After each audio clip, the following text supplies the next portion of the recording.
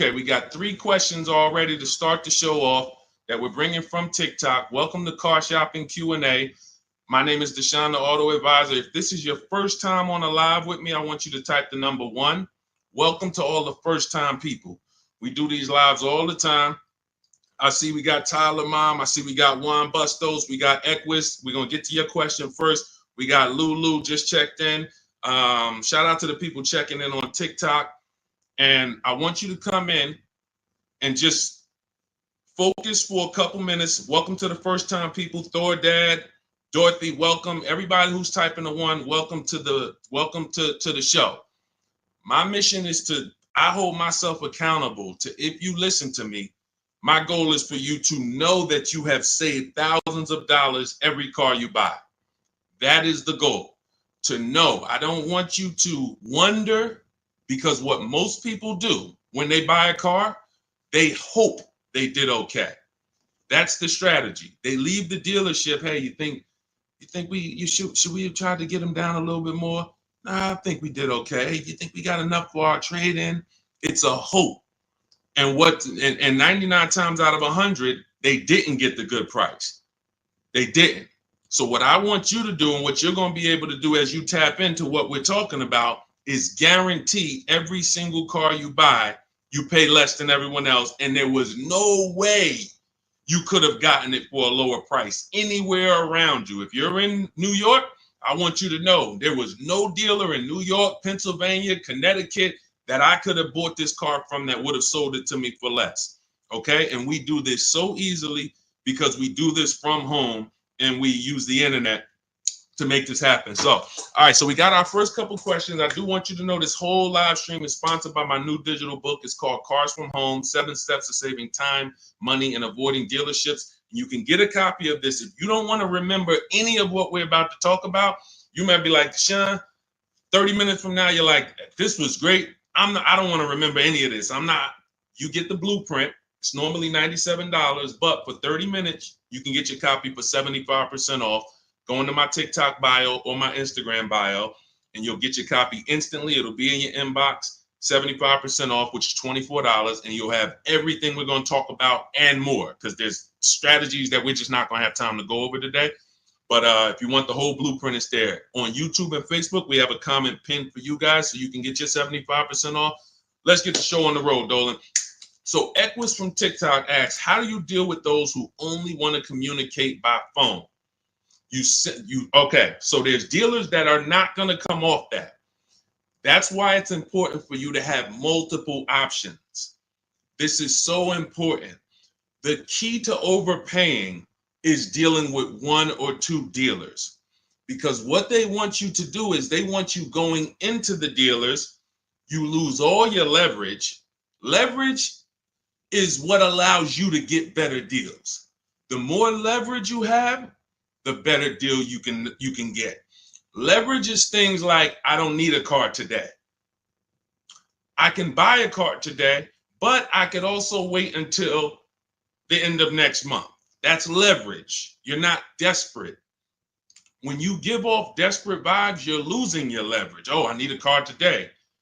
Oh man, you're one of the only dealers that have this car. I've been looking around for it. These are all things that lose you leverage. You don't even know. This is losing you leverage. So that's why I don't like to talk. But in the event we are talking when we're at the dealership for a test drive only, or if we're at home and we're negotiating online and people say, hey, we only deal by phone. You make one statement. Hey, I'll be handling my entire process from home. None of the other dealers that I've spoken to have said that.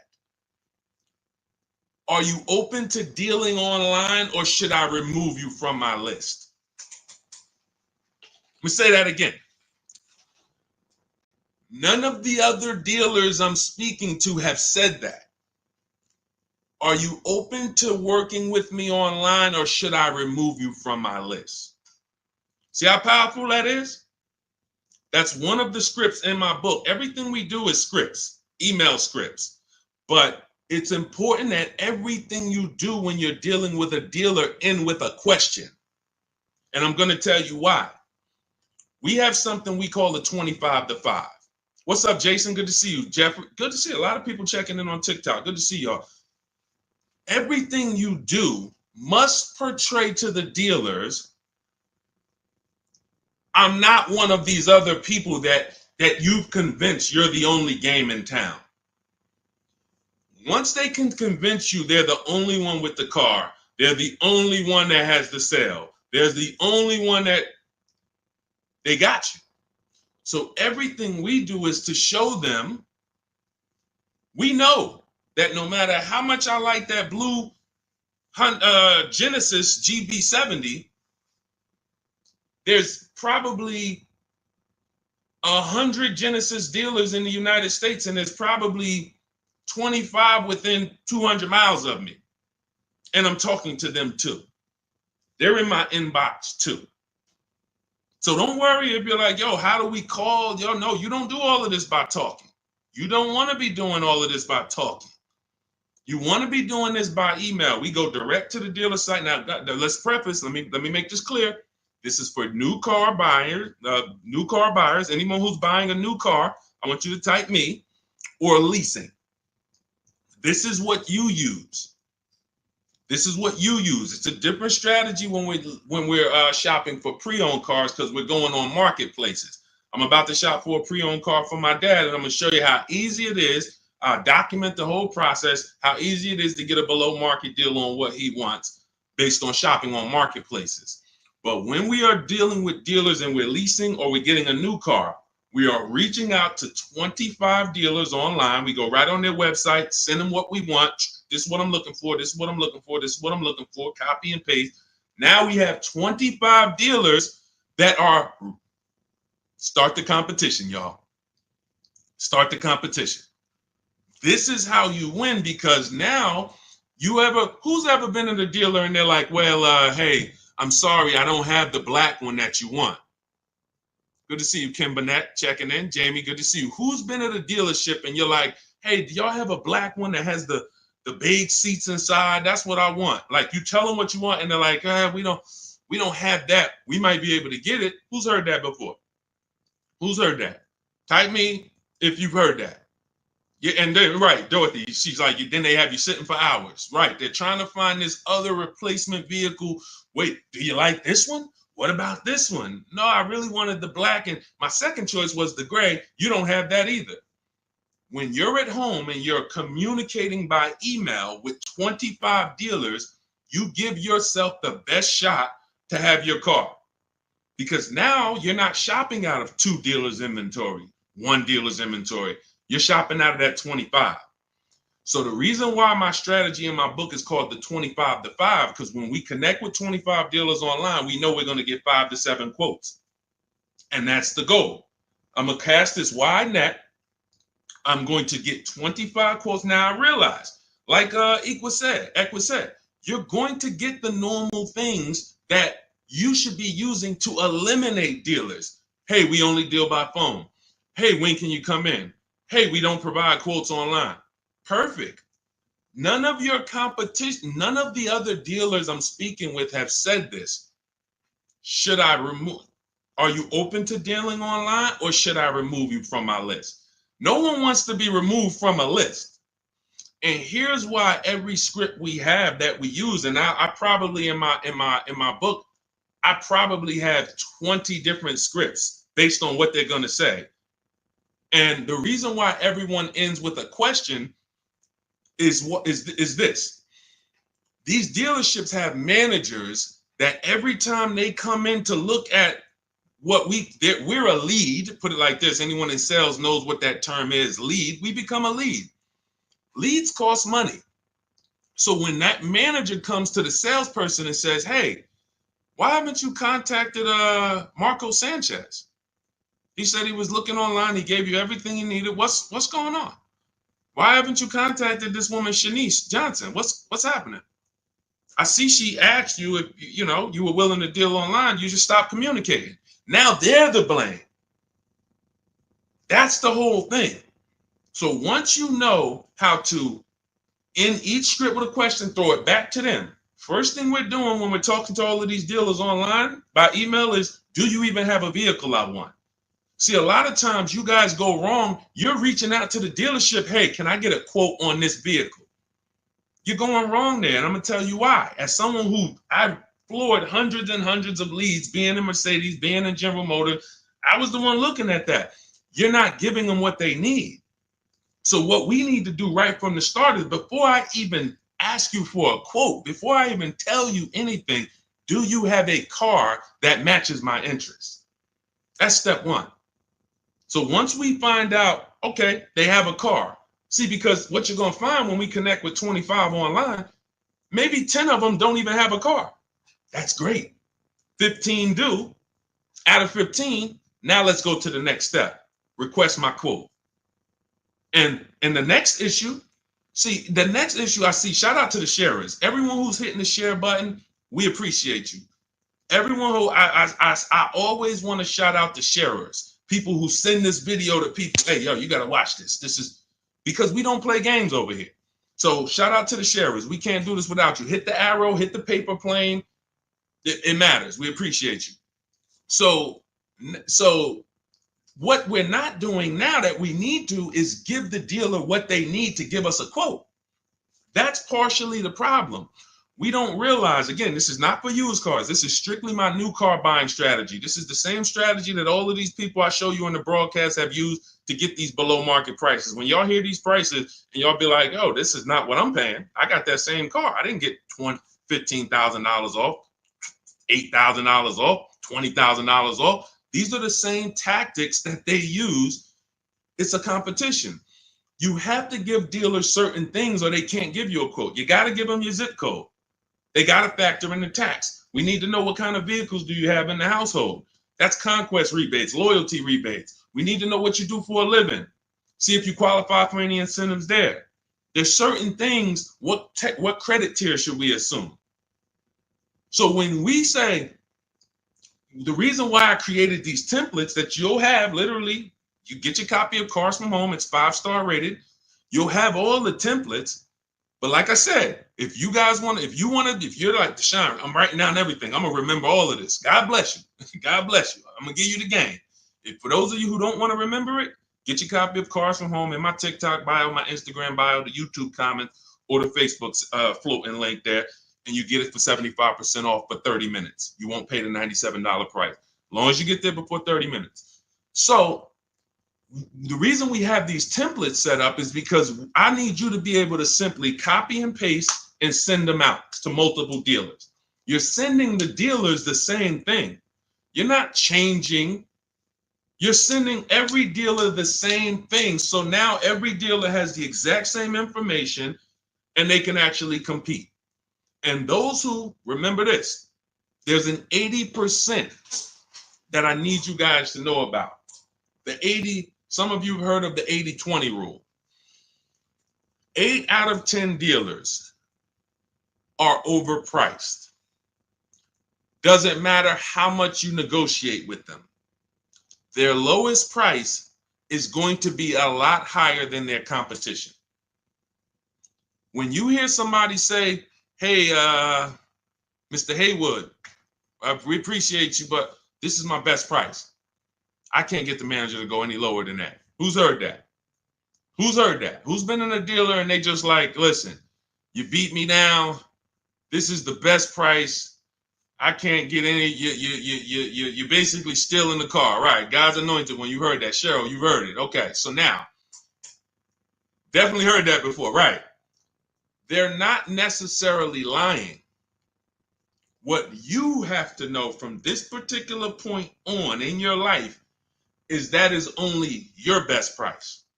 That's not Nissan's best price.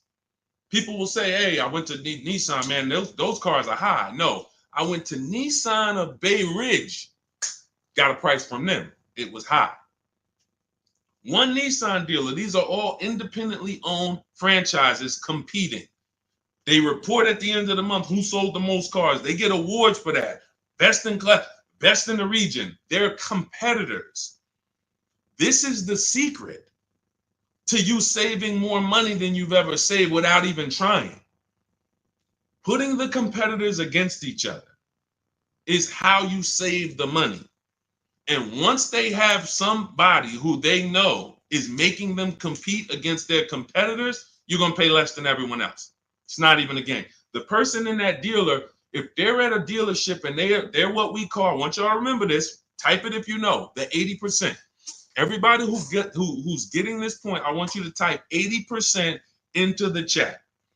That means you're getting it.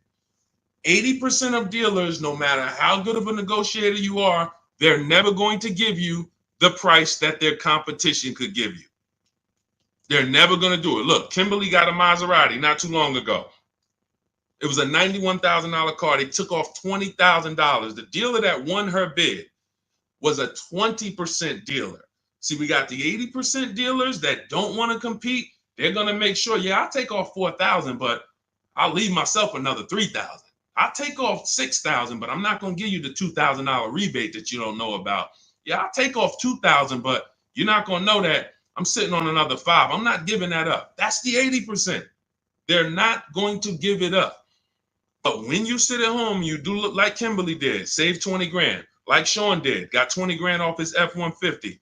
Like we just had, my God, the biggest discount any of my people who follow me ever got that was reported to me was this one. Oh my goodness, she saved almost $30,000. I said, you definitely got the record.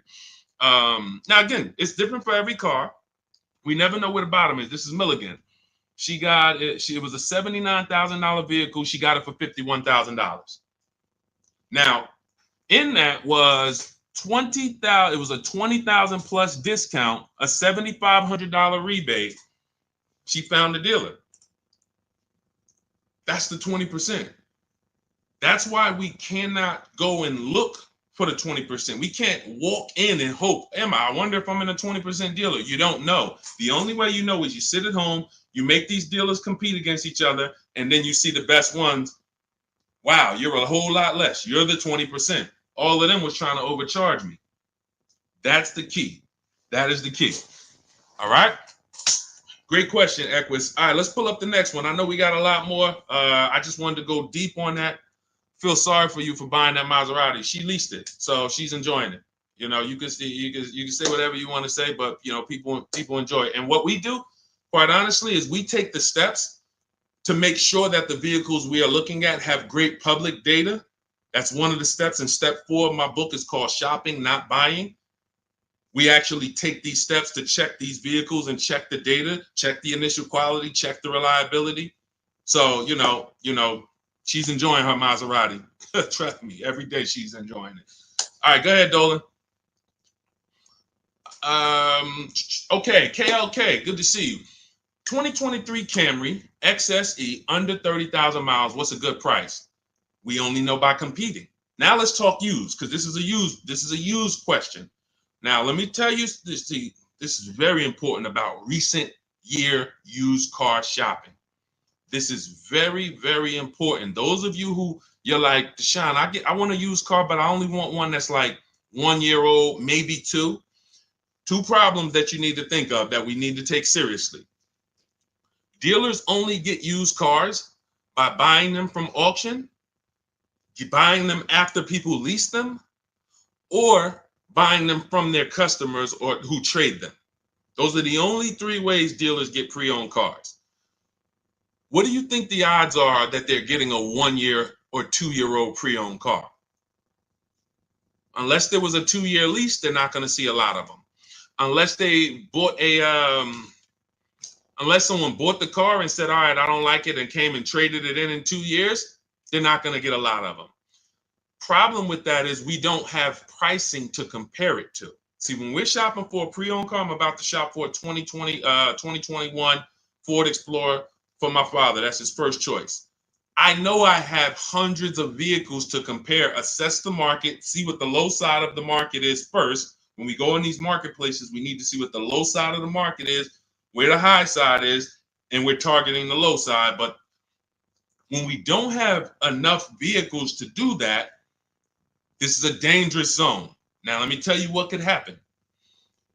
And then I'll tell you what you should do first to make sure you don't get jammed up like this. When you see a vehicle that is okay, let me go back to this big discount example. So you got a big discount. Milligan saves $27,000 off a new Mercedes, right? You guys can see it if you're on Instagram, if you're on YouTube. Even a regular deal where somebody saves $6,000, like Tiffany, she saved $65, almost $7,000. If somebody walks in to buy this vehicle 1 year old, they don't realize that the new market on that vehicle is almost $7,000 off. So they might look at a $44,000 vehicle that was originally $45,000, but today it's a 1 year old one. It has 8,000 miles on it. We're asking $35,000. All right, could you do 34? Because the new ones are 44. The new ones are 44. So maybe I could buy a 1 year old one for like 35. Okay, so all right, I buy it for 35. Problem is, the new market for that vehicle was 37 and change. So for $2,000 more, you could have got a brand new one. Does that make sense? Type locked in if that makes sense. I'm buying a 1 year old version of this vehicle. Sometimes people do this with 2 year old versions. They'll go in and they're like, okay, I see I'm saving $10,000 off a brand new one. I'm saving $12,000 off a brand new one. Well, so I'm gonna get this used one because it's $10,000, $12,000 less. Well, what happens if you could have saved $8,000 off the brand new one? You have to know the market for the new one when you're buying a vehicle that's that recent, that doesn't have a ton of competitors. And let's get even drastically more serious on how we could lose. Somebody like Sean, he gets the F-150. He saves $20,000. Let me pull up Sean's deal. This is and we'll get to the point of what you do to avoid this. But I need you to know how bad this is first. Sean gets a $20,000 discount off a brand new $73,000 F-150 using my shop from home strategies. Same strategies you're going to have in Cars from Home, the book. Get your copy immediately. So he gets this. What happens if somebody pulls up on a 1 year old or 2 year old F-150 Lightning that was originally 73? Now they see a dealer is listing it for 50. That sounds good, right? 2 year old F-150, 50,000. All right, that's got to be a good price. Now they buy a 2 year old one for 50. They think they won. They're driving around. Man, this truck was 73,000 new. I got mine for 50. Didn't realize that the brand new market on a brand new one with the rebates and the biggest discount you can get was 20,000 off. So for 7,000 more, you could have got a brand new one. Never titled, no owner. You're the first owner. But you bought a 2 year old one, you saved $7,000. No, you didn't. You overpaid because when you go to resell that vehicle one day, or when you go to assess it and see what it really worth, you overpaid for it. That's the dangerous part with recent year cars. So the first thing I would tell you to do, KLK, is anyone who's shopping for a 1 or 2 year old pre-owned vehicle, shop the new market first. That's going to tell you if there's any incentives, rebates, anything that will affect the pre-owned market. If they're having trouble moving, anytime you see a $15,000 discount, $10,000, $8,000, that means those vehicles new aren't easy to move. We need some factory incentives, which means that moves over to the, if I could save 10 grand off a new one, how much do I want to save off a pre-owned one? You get what I'm saying? If I could save 10 grand off a new one, how much should I be saving off the pre-owned one? 16? How much should I be saving? So this is only for you guys who are shopping recent. If you're going 3 years and 4 years back, you don't have to worry about this because you'll have enough vehicles, enough choices to comparatively shop.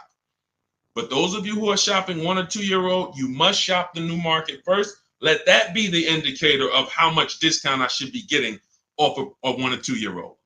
Okay?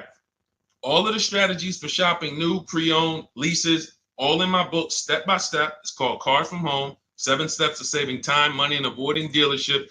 We're already 5-star rated. Thank you to everyone who's rated it, reviewed it, wrote about how you used it. We appreciate you helping us get this out. Everyone, you can get your copy for 75% off. For the next 30 minutes, you'll have everything we're talking about in this stream, step by step. It'll be in your inbox in 5 minutes. Okay, just make sure when you get your copy, though, you do screenshot the thank you page. It has the support email on there. Just in case you type your email wrong, you can reach out to my support team. Make sure you get your book. There's also the link to open your book as soon as you buy it. So as soon as you buy it, you'll see, click below to open the book. And it's 75% off as long as you get there before the 30 minutes is up. So TikTok bio, Instagram bio, take the time. You come back to the stream after, go get your book. YouTube, we have a comment for you in the pinned comment. And then Facebook, you'll see a floating link for you guys. Get your 75% off. All right, Dolan, next question. So Carolyn, do you trust Consumer Reports Buying Guide annual car reports? That's a great question. Not necessarily. We don't know who's paying for what. We don't know when it comes to these third-party resources. We like to say in a perfect world, Consumer Reports is taking the issues that people report and they're actually just publishing them. But when I see people that charge for this types of information, it makes me a little leery because that should be public information. But that's okay. They got a business to run. Understandable.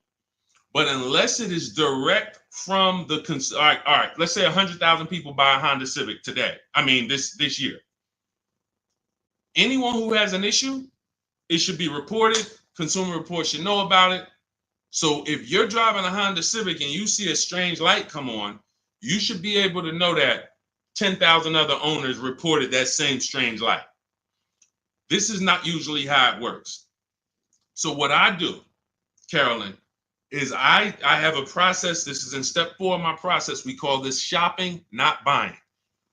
You are spending way too much time getting your car and not enough time researching your car. Who's known somebody, be honest, who ends up with a car and the thing is in the shop almost every other month? Every time you see them. Type ouch if that was you. If it's you, be like, man, if you've ever had a car and it was like every 3 months, like there's another light on. Now I got to take it to the shop. Now they're saying we need this. Now the electrical system is going.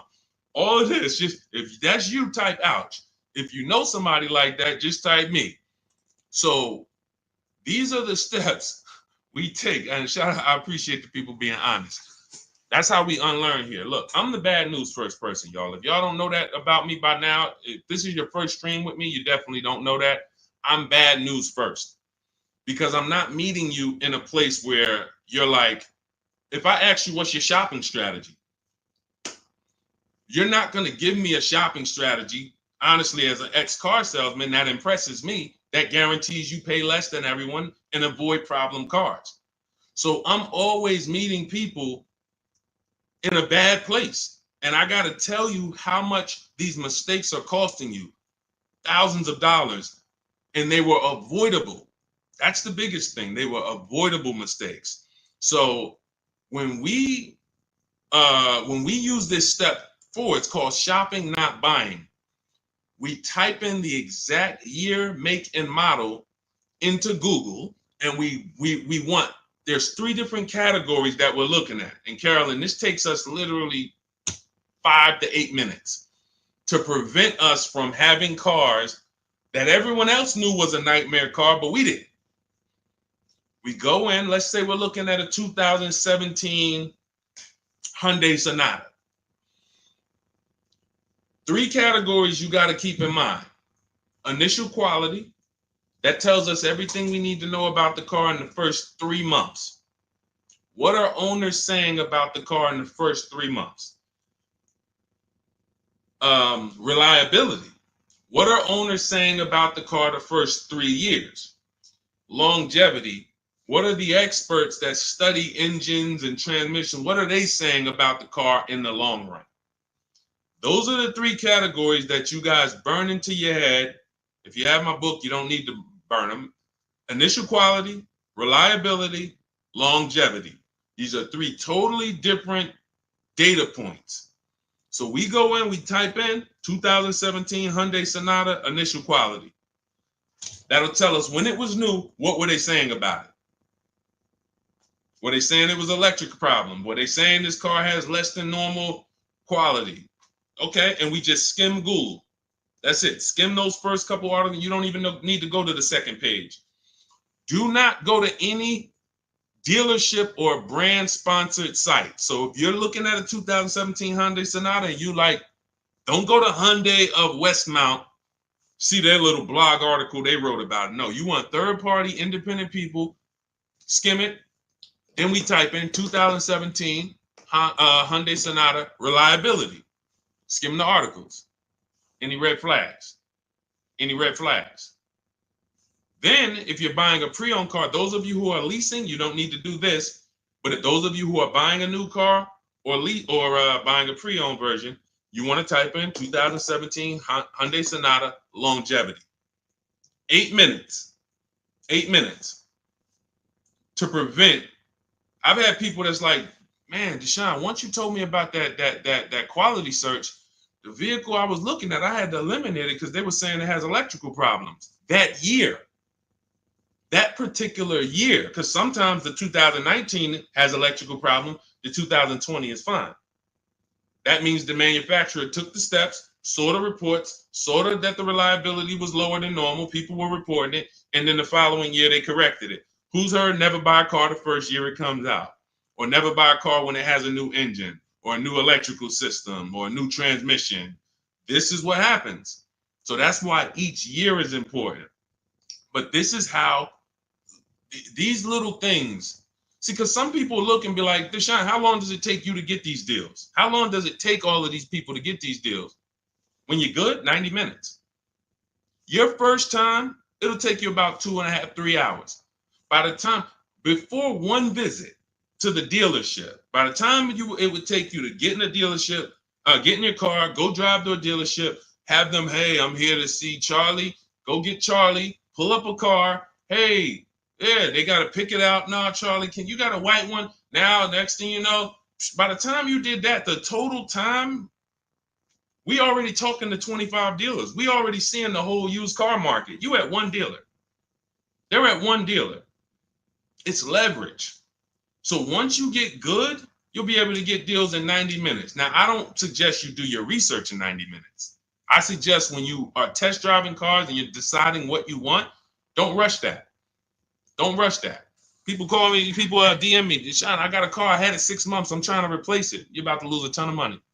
You can't buy a depreciating asset and replace it in 6 months and not lose thousands of dollars. Many of you know that. If you buy a car today, try to take it back tomorrow, you already lost $5,000. So you can't switch it. So the problem is we don't spend enough time shopping. That's deciding what we want. And this is the process. So what you're hearing is a process. I know you're not used to this. It sounds like I always just wing it. Yeah, you wouldn't wing a house purchase, right? And if you did, you'd expect to lose. I could wing my house purchase. I don't really care. Just, boom, here's my application. All right, now home inspection, all that. All right, now they told me it was bad. You just wing it. How would that turn out?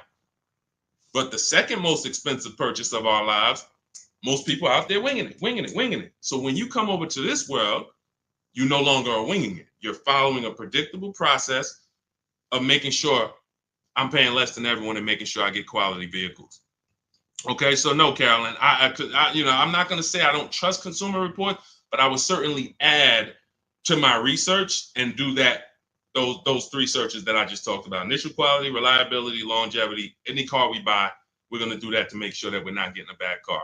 There's no guarantees, but it definitely is us taking the steps to see where the data is, to try to protect ourselves from a bad decision. Go ahead, Dolan. Next question. Tons of people you get a good price. I teach you to get a good price. You get a bad car. You lost. You know what I'm saying? Sharon, good to see you. My son has a 2002 Chevy Blazer. We're trying to purchase a used SUV as possible without making payments, maybe 10,000 or less, or maybe more. Any thoughts? So that's a Facebook Marketplace play. What we do when it comes to Facebook Marketplace, here's what you have to understand. You're looking for an owner. Anything under 10 grand, this is where the gems are, Facebook Marketplace. Because here's the thing. You're either going to buy private party or you're going to buy retail. The thing about retail is at a dealership. Retail in that price point, you're seeing a lot of crap. Not only are you seeing a lot of crap, you're seeing vehicles that were bought by dealers for $2,000, $5,000. Dealer puts $1,500 into them or whatever they put into them, turns around and sells the vehicle. Very, very light history on those vehicles. Don't really know what happened with them, who had them. Yeah, you can get a Carfax, but sometimes it's 3 owners. It's just you're literally going through. It's a needle in a haystack. And the sorting process that we use to buy our used cars, we sort it down based on title, based on service records, based on accident records. That's how we sort it down. Then we go into pricing. But in terms of just how we sort from the hundreds and hundreds of cars we look at online to our top 5, title history, service records, accident history. Once we know where the low side of the market is. So you got to look and say, all right, these older cars with higher mileage that I would find at a dealership for $6,000, they don't know anything about them. They don't know who had them. They don't know who owned them. They don't know the history. When we go to Facebook Marketplace and we sort for owners, we are now able to find people that know the car. They've had the car for 10 years, 8 years. This is what we want. Now, you're going to have a lot of dealers that put their owners, you got to ask the right questions. Hey, how long have you had the car? When you start hearing, and some of them have certain voices where it's a dealer. Man, I know you're a dealer. Like, we don't buy from them because all they did was go to the auction, pick up a car, and now they're trying to flip it. And that's not a problem if you knew the history of the car. Because you don't know the history of this car with 80,000 miles or 110,000 miles, I'm taking on the risk. Because once you sell it to me, it's my problem. No warranty. Many of these cars you're not getting a warranty with. But when you buy from a grandfather or a grandmother or someone who's had their car for 9 years, 10 years, and the only reason they're selling it is because they got a new car or they needed a bigger car and they can tell you everything about that car. Yeah. This is right here. I was coming out the garage and I kind of nicked the mailbox. That's where I got that scratch from. That's what you want. That's priceless. You make a deal with those people. You pay you pay your local mechanic to come with you. Once you find that vehicle, you pay him $100. Can you come and take a look at this vehicle with me? Give me your opinion on it. This is like a home inspection. We don't mind paying $500 or $600 or $800 for a home inspection. Why?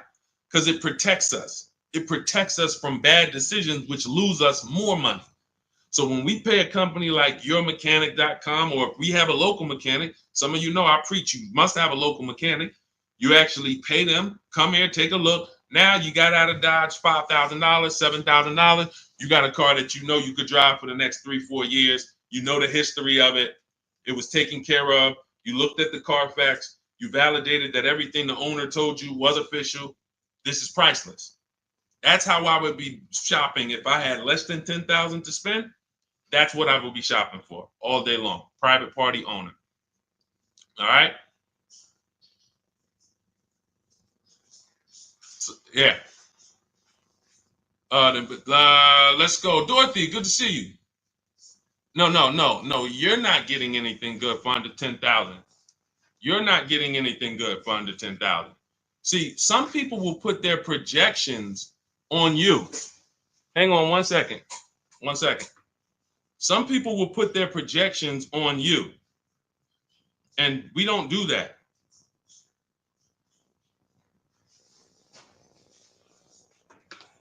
Hang on 1 second, y'all.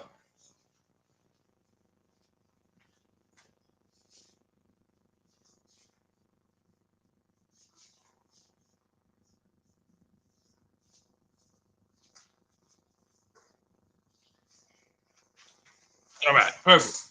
Yeah, so listen, it's very important that when y'all step over to this world, You don't listen to anyone else who cannot shop.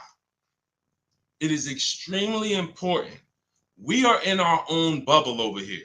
Those of you, look, if you're on YouTube, just the fact we can post deals. You see people posting their numbers. Everyone posts their cars. These are people in my private group. Anyone who wants to know about my private group, you could go with shopwithdeshone.com. It's in my bio. Because I teach people how to learn no matter how they want to learn. Some people want to learn directly working with me. Some people want to learn by getting the blueprint. I don't care how you get it, but get it. Here's the point. You notice everyone here that I'm showing post their deals. They post the numbers. No one that you know posts their numbers when they buy a car. All they do is post the car, because the car they like. The numbers they don't really love. They're not confident in them. So when you hear people that project their beliefs, there's no deals out here. What's going to happen is that's going to be like a bubble for you. That's going to, because there's no deals for you. You don't know how to get great lease deals. You don't know how to get deals that are, you see those commercials? The leases are so expensive. You don't know how to not pay those prices. No one that we lease, look, Ansley got a $58,000 car, $554 a month, no down payment. 99% of the people we shop with get leases, no down payment. They don't even put a down payment down. Same thing with purchases. Everything in my book is teaching you how to shop with no down payment, because that has nothing to do with the deal you get. A down payment has nothing to do with the deal you get. If you walk in right now and there's a $40,000 car and they sell it to you for $50,000, here's a $40,000 car. I'm gonna sell it to you for $50,000, but you don't have to put any money down. Is that a deal? No or no? No or no? So you have to understand that as you learn to shop, everyone around you who doesn't know how to shop, they're struggling. That's why I'm welcoming all the people that's locked in. We've gotten over 10,000 books delivered this year. That's 10,000 people that have a blueprint for how to pay less than everyone else. But 60 million people a year buy cars.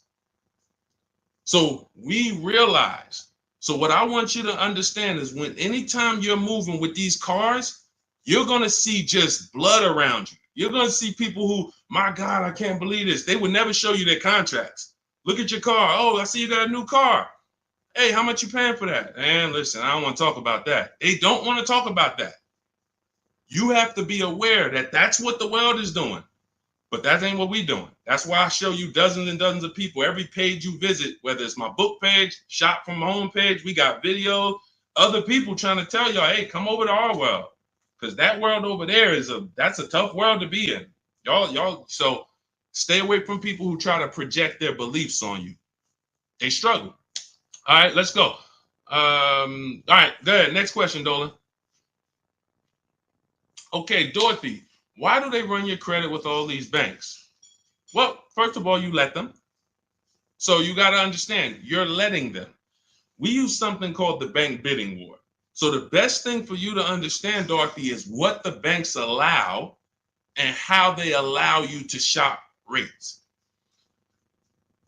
All right, when someone is trying to shop rates for you and they work for the dealership, here's what they're trying to do. What's the highest rate this person can pay? And we still make a deal. That is how a finance manager shops you to banks. So if a bank is looking, that's why you notice, who notices this?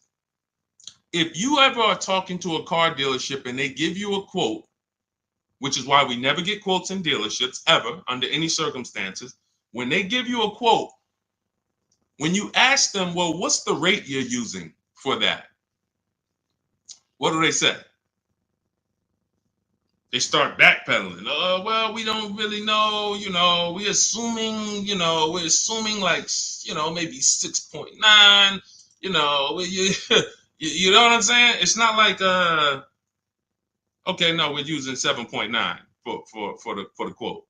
Why are they doing that? It's something called padding the deal. All right, we're about to do some more unlearning. All right, If you're unlearning, type UR. The letter U, letter R for unlearn, relearn. See, we gotta dump what we've learned about car shopping in order to receive this. Okay? All right, I see you. So now, the biggest thing, one of the biggest things, they're all big, but you have to learn is there's 3 different parts of the car buying transaction. Who you buy your car from, who you get your loan from, who you sell your old car to. Now, be honest, if you've ever, and could everybody hit the share button? I know everybody's not going to hit the share button, but could the sharers hit the share button? Because there's certain people that come in and they like all the good information, they always share. I need y'all. I'm talking to you. Can you find the share button on any platform you're at and share this? Shout out to the sharers. Always appreciate you. So there's 3 transactions. If you've ever given a dealer a sale, bought a car from them, and you gave them your loan, and you traded in your car to them, say, type me if you've done that. You bought a car from a dealer, gotten the loan from the dealer, traded your vehicle into the dealer. Who's done that? Type me. All right, Boz. Thank you. Thank you, Boz, for being honest. All right. Thank you, Craig. Thank you for being honest. You gave them 3 transactions. So how do I know we gave them 3 transactions? How are you going to know? Because there's companies that want to compete for your loan. They don't sell cars. We didn't give them a chance. There's banks and credit unions that want to compete with with different banks. The dealerships might have 10 banks, 12 banks, 8 banks, depending on the size. But there's banks and credit unions outside of there that's like, hey, we love to get a shot. You're buying a car. Hey, can we be in the runnings for your loan? We don't sell cars. We sell money because there's big money in the money business. So now we didn't give them a chance. So that means the person who was trying to sell me the loan, we let them make the decision for us. We didn't shop on the open market. Now, second transaction, there's people that want to buy your cars. There's companies, I list 6 of them in my book: CarMax, Driveway, Carvana, Kelly's Blue Book Instant Cash Offer connects you with a local dealership to get a bid. AutoNation connects you with a local dealership to get a bid. Car Gurus connects you with a local dealership to get a bid. So that's 6 companies that in 20 minutes you put in your car's information, you do the 5-minute appraisal, boom, they tell you, hey, this is what we can pay cash. They don't care if you buy something. They're not trying to sell you anything. They want to buy your vehicle. We didn't give them a chance. We got 1 offer from the same dealership we bought a car from. 3 transactions. So part of maximizing all the money we save is being able to bid out each one of the transactions. I'm going to say that again. Part of making sure you get all the money due to you in a car transaction is I'm bidding out each part of these transactions. Type, like, I don't know. Type $signs if you understand that how powerful this principle is. Type $signs if you understand that the bidding out of each transaction is how we guarantee we save the money. See, what the dealers want, what the car salespeople want, who they want to play with all of that money. Give me all the money. Craig, come on in. All right, listen, you want to buy this car? All right, let's take a look. Listen, don't worry about the numbers. We're going to work the numbers out. Now, you got to trade in too? You got to trade in too? Yeah, all right, I see the trade in. Don't worry. Listen, one thing about us, we never lost a deal over price. Who's heard that? This is all. People say, oh, this guy couldn't sell cars. That's why he teaches now. How hard is it to sell cars? Like when you move and you're like, giving them that, here's what the dealer has. Here's what the dealer. All right, I got about $5,000 of wiggle room in this car. Then I got a $2,000 rebate. All right, then I could go with the rate. I could play with the rate Now, salesman's not going to play with the rate because they don't touch the finance manager's money. But when I was in Ray Katina, we were our own finance managers. 2 Mercedes dealers I worked at. We ran our own numbers at Morristown, but we did not control of Ray Katina. We were the finance manager too. So we sold the car, we did all the paperwork, application into the bank, went over the products, extended warranties, one person. So that's why a lot of these car salesmen can't understand what I teach, because they haven't been a manager. They've never been a finance manager. They don't even understand. But this is what that. So there's money there. There's cushion there. There's probably $2,000-3,000 of wiggle room in the rate. Then we got more money in the trade. Okay, well, I know the trade. The used car manager says, all right, that car is worth no more than 18. All right, well, I'm gonna go start them at 16. So now we got $2,000 of wiggle room over here in your old car. Now we got $7,000 of discount in the new car. Now I got a little more room in the rate I could play with. Matter of fact, I'm gonna start them so high on the rate that I'm gonna have me another $2,500 that I could play with here. So I'm really dealing with like $11,000 that I can move around. If you get this, say, well, I see the dollar sign. I see the dollar signs. Like, people getting this. That's why, see, there's several things that car dealers don't want you to do. The biggest thing is keep doing what you've been doing. The biggest thing that car dealers want you to keep doing is just do what you've been doing. Don't change nothing. Don't change nothing. Negotiate a little harder. You feel a little better. That's what they want. The last thing they want you to do is separate your transactions, bid them out online in minutes. I'll know what my trade is worth. I gotta do that for my mother's lease coming due. I'll be doing that, recording these videos because we document this. I document this for my people in Cars from Home Done With You. They see me shop.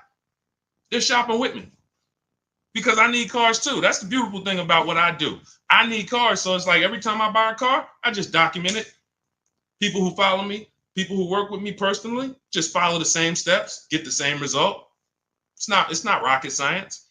But I'll know in 20 minutes if she has any equity in her lease. Last lease, when prices were up, we sold her car. She made $10,200. Now, everyone was making money if you were selling a car. I was telling people in 2021, 22, cash out. You're never going to see this again. I don't care what car you got. Sell it, cash out, put $7 grand, $10 grand, $12 grand in your pocket. People were getting out of negative equity deals because every car was worth $10,000 to $12,000 more than the normal price. Now the thing's back to normal. But we check for equity. This stuff takes minutes. This stuff doesn't take hours to do. We're on computers. We can visit this website, type this in. Oh, thanks. Got my equity.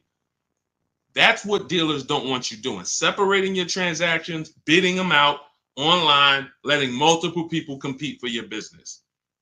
They can't stop it. There's nothing they could do. That is literally the car salesman's kryptonite. I used to do a masterclass, and I would talk about the 2 fears of every car salesman. And I don't care, the best car salesman in the world. I mean, I've sat next to people who make, there's some of the best in the world. Some of the people I've sat down with at Ray Katina, when I worked there, was Yankee Stadium. Guys making $300,000 a year, $350,000, the consummate professionals. Kryptonite was customer won't come into the dealership. Customer makes us shop competitors, makes us compete against competitors. That's all my book teaches you to do. Not going to the dealership unless you're test driving, make them compete. Exploits the 2 fears of every car salesman for your benefit. That's it. So all of this is in my book. 7, it's called Cars from Home, 7 Steps to Saving Time, Money, and Avoiding Dealerships. That is literally the name. Cars from Home, 7 Steps to Saving Time, Money, and Avoiding Dealerships. And you can get your copy for 75% off. You won't pay the normal $97 price. It's in my TikTok bio. But you only got 30 minutes. If you visited that site and the timer's down, if it's 2 minutes, once it goes to 0, it's $97. And it's still worth every penny. Go read those reviews on Goodreads. You won't read those reviews and not be like, oh yeah, this book is definitely worth $97. Go hear from your peers. You heard from me. You know, we'll be on here for another couple minutes. I want to answer a couple more questions for sure. But go hear from your peers. Go hear from the people who was like you on a live, met me on a live. Go hear from them. We got them everywhere. We post them everywhere. All right. But yeah, on YouTube, we have a comment pinned for you. If you're on YouTube, you can get your 75% off in the pinned comment. And Facebook, we have a link floating for you guys to get your 75% off. All right. Make sure as soon as you get your book, you screenshot the thank you page. It has the support team's email on there, just in case you type your email wrong. You're doing fast, trying to get back to the broadcast, and then you type your email wrong. Make sure you have the support team's email so they can get you your book. All right. Go ahead, Dolan. Pull the next question in.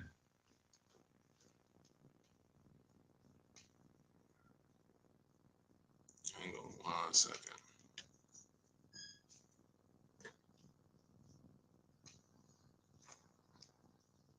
All right. Can we pay you to do all of this for it? No, I'm going to tell you why. One, you wouldn't be able to afford it. It would only be for the wealthy, because a person who's buying a car who appreciates their time is going to pay me and my team $700 to $1,000 to make sure they get a below market deal and show them what the whole market was and shop all of these dealers for them. But they don't realize they're paying for a process that takes us 90 minutes. So when you say, can you pay someone to do it? Unless they're giving you a market report. This is why brokers are ripping you guys off, because anyone who what they're doing is they're basing it off of your fear and your dread, and they're saying, well, just trust me. So you're still giving someone else the same way I just said. You're giving all the car dealers those 3 transactions. You're just giving them to a broker. Get me my loan. Get me this. Don't mark it up. No, unless they're bringing you a market report saying, hey, yeah, we shopped 25 dealers for you. Here was their offers. These dealers didn't have a car. Hey, we shopped the entire used car market for you. Here's the low side of the market. Here's the high. Here's the top 5 that we narrowed it down to. They're doing you a disservice. Here's the offers we got for your old car directly from the people who are going to buy it. All right, pay me my money, and then here, go pick up your car, go sell your car here. What we do takes 90 minutes. Now, I could do it in 90 minutes. As I said in the beginning, you going through the book, it's going to take you 2.5 hours, 3 hours. It's not going to take you more time than you would spend in one dealership. But that's the biggest thing. That's the biggest thing. If this was a 10-hour process, 12 hours, yeah, maybe we charge and we create a team to do this for people. Oh, no, you're going to pay me and we're going to make $200, $300 an hour for our expertise, because you're going to pay us $700 to $1,000 and we're going to get a deal done for you in 90 minutes. So we're really making like $500 an hour, which is fine. But I'd rather teach people to fish than fish for them. Like, this isn't, we're not building rocket ships here. We're going on websites and we're copying and pasting. Believe in yourself. Go ahead, Dolan. Let me make sure I get this. Okay, Cheryl, do you get the upgraded version in the same link that you bought the book before? No, you get the okay, so if you bought Cars from Home, anytime I update the book, I update the master file. I'm glad you asked this question, Cheryl, because I didn't even mention this. This is just more value that I give to the people that take action. I've updated that book probably, originally it was called Car Shopping for People That Hate Car Shopping. So some of you have that version. And then I updated it, created Cars from Home. What I did is I went into the master file, replaced it with the new version, and everyone who went and opened that book, they were like, oh, wow, the name has changed. Oh, wow, this content has changed. Oh, wow. This is what we do. This is why I saw somebody in the comments says, is there any way to get a physical book? A physical book, you would have to pay every single time a website changes. Vroom went out of business. Vroom used to compete to buy our cars. Vroom, every time we have 8 marketplaces we shop. When we were shopping for used cars, In my book, I have something called the multiple marketplace strategy. We're on cars.com, Car Gurus, Carfax, Auto Trader, Driveway, Carvana, CarMax, and eBay Motors. We're on 8 marketplaces. Vroom used to be there. It used to be 9. Vroom went out of business. If you had a physical book, what happens now? Now you got to wait for volume 2. Oh, here's the new version. Now you're paying again. We went right into the master file, took Vroom out, updated it. No one saw Vroom again. These are things we could only do with a digital book. Some people go digital for their own reasons. They make a digital book for their own reasons. Cars from Home is digital because it's the best way for it to be. I link you to scripts. If you're reading and you're not able to open the scripts and copy and paste, you click a link, you open all my, when you contact dealers, new cars and leases, there's a link you hit, open my scripts up, and you copy and paste them. You should be on a computer. We're car shopping on computers. So to be reading a physical book about car shopping on a computer, that just doesn't match. If you're reading about investing in stocks, sure. You're reading about other things, great. But we're car shopping online. The book should be online. So that's it. And anyone who has the book knows there'd be no way for that to be a physical book. I link you to certain videos. There's all types of stuff, bonuses in there, surprises, but wait, there's more. But not charging you for it. You're buying it and you're like, whoa, I didn't know he got videos in here that he links to. That's just all we do. We want to be the most valuable company to the car buyer. We take that very serious. Go ahead, Dolan. Yep, got mine. Good. I see you. Shout out to everybody who got their copy. Enjoy it and use it. Use it.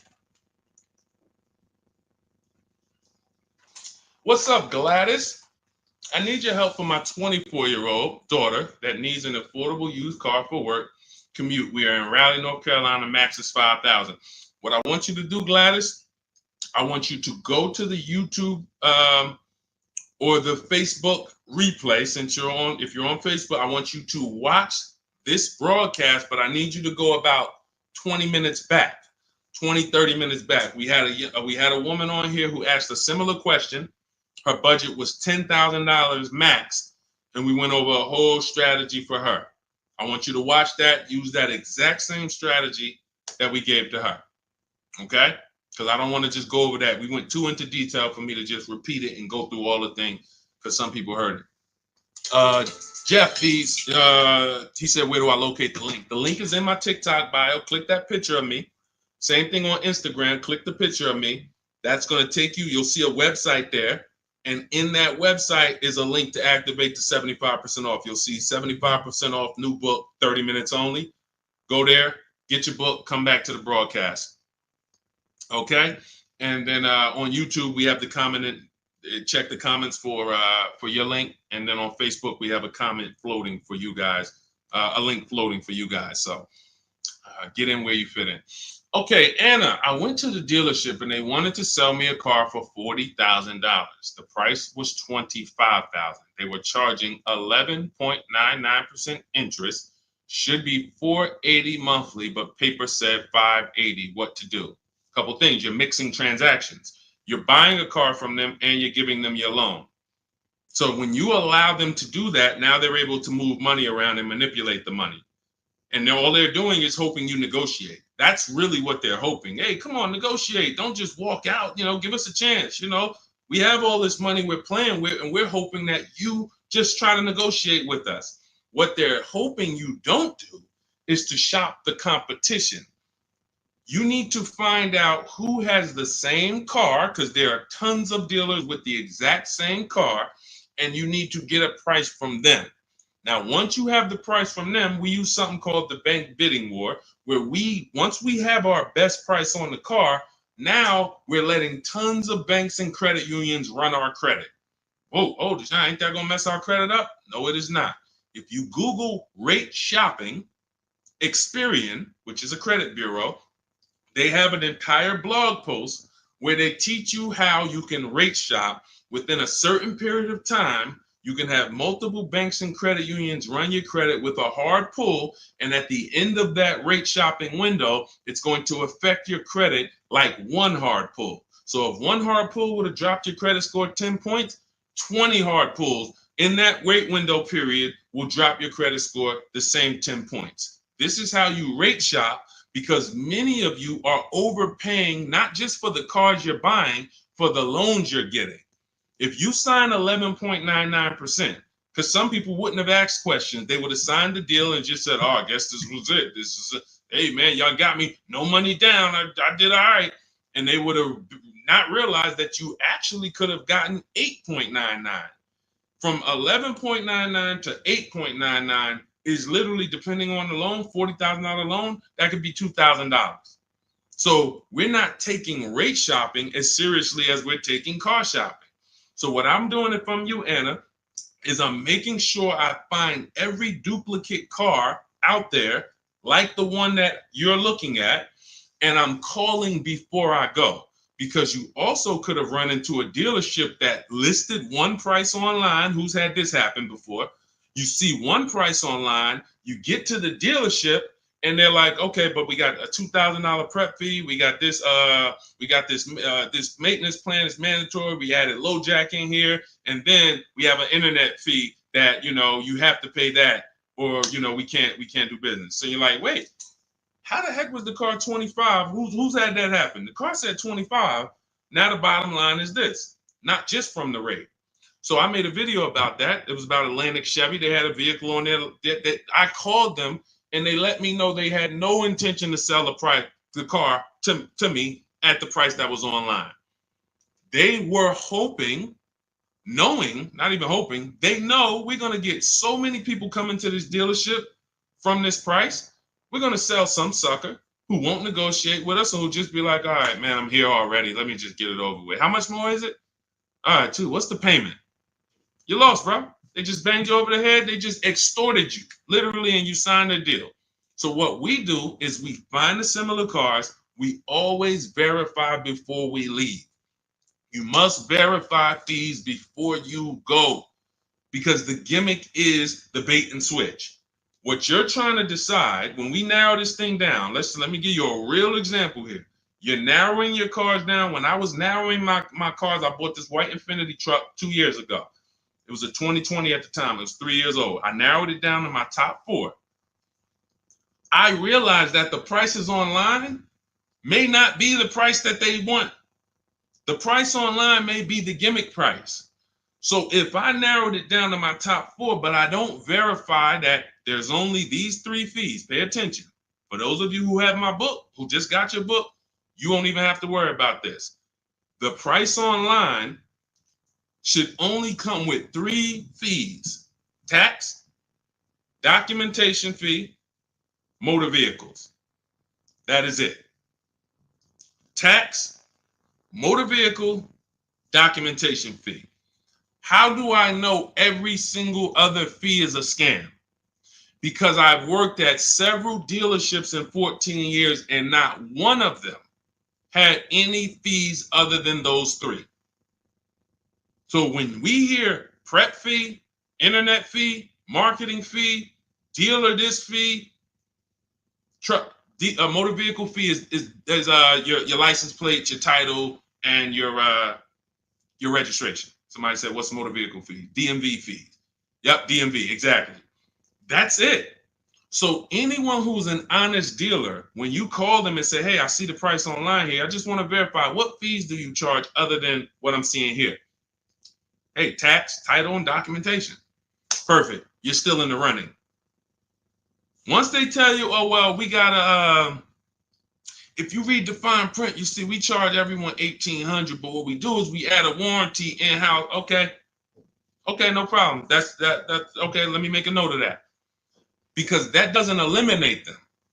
I'm going to tell you why that doesn't eliminate them. You might be the lowest price and you have a $1,000 bogus fee. It's bogus. But we do something that no one else does. All the things we're talking about, no one else does. Some of you like, Deshone, what are you talking about? No one's doing this, what we even talking. But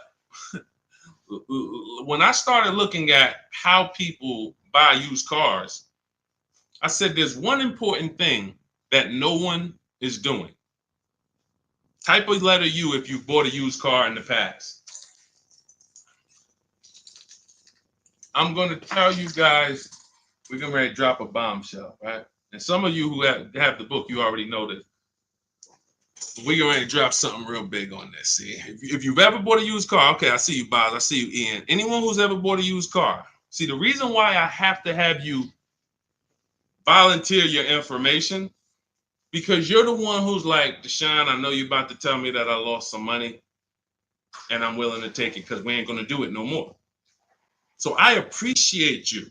You guys are the action takers. Not that everyone who doesn't comment is an action taker, but we got a good amount of people who just, you're the action takers. So like, you're the ones who like, I'm willing to hear the bad news because I need to get better. So I said, okay, how do we guarantee we're getting a good price on a used car if we don't know what it was when it was brand new?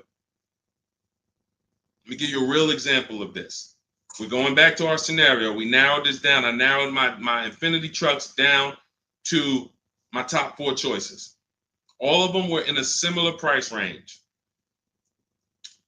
I said, okay, we narrowed it down. We talked about that earlier. We narrowed it down based on title history, service records, accident records, and then we're shopping on the low side of the market. So now I'm looking at the low side. All of these vehicles are around between 30 and 32,000. Like, okay. I found out how to get the MSRP of the vehicle, which is the brand new price. The brand new MSRP is that sticker that comes from the day it's built. Why is that sticker so important? 2 big reasons. One, it's going to tell us what's in the vehicle.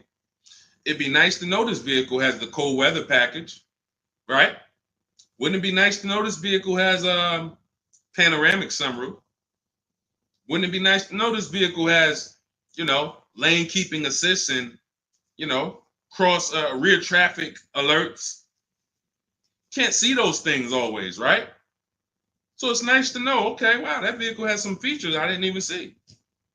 Cool. Oh, it has a 19-inch rim. Doesn't have the 18-inch standard rim. Wow, couldn't really see that from the pictures. Second big reason we need to know this is because I need to know how much discount you're giving me from the new price. This is so big. When you're shopping online on these marketplaces, they're using an algorithm to tell you if it's a good deal or not. They're taking all the prices listed and they're saying, okay, this is good deal, this is fair deal, this is great deal. They're not basing it off of what we call, in my book, you'll see this, the true value discount. So when I pulled the new prices of these vehicles, those Infinity trucks, I saw one of them was 46,000 brand new. One of them was 48,000 brand new. One of them was 52,000 brand new. And the one that I ended up getting was 54,000 brand new. Had all these features, special edition, everything. Couldn't see it from the pictures. Had tons of equipment. Now, notice how that changes everything. I'm looking at a car that's 30,000, 30,005, 31,000, 31,008. They all look like close. You see how we just separated them real quick? Like all of this. And see, what happens is when you're not getting the true value discount, which is based on the new price, how much discount? You're picking the wrong vehicles. You're picking a vehicle, oh, well, he's 1,000 less, so let's go with him. But what if his vehicle is 6,000 less equipment? Type $signs if you got that. There's nothing more. 2 big things when we're buying used cars. Quality vehicle. We went over that in the stream. Reliability check, initial quality check, longevity check. Service record, narrow it down. Title history, service records, accident history. Okay, that's quality. That's how we make sure we don't get a good car at a good price, but a bad car. So quality checks, we must do those. They take minutes. It's easy to do, 8-9 minutes. Boom, all right, my quality checks are done. My narrowing it down check. We don't buy a car that doesn't have service records. Tons of service records. This is how we eliminate stuff.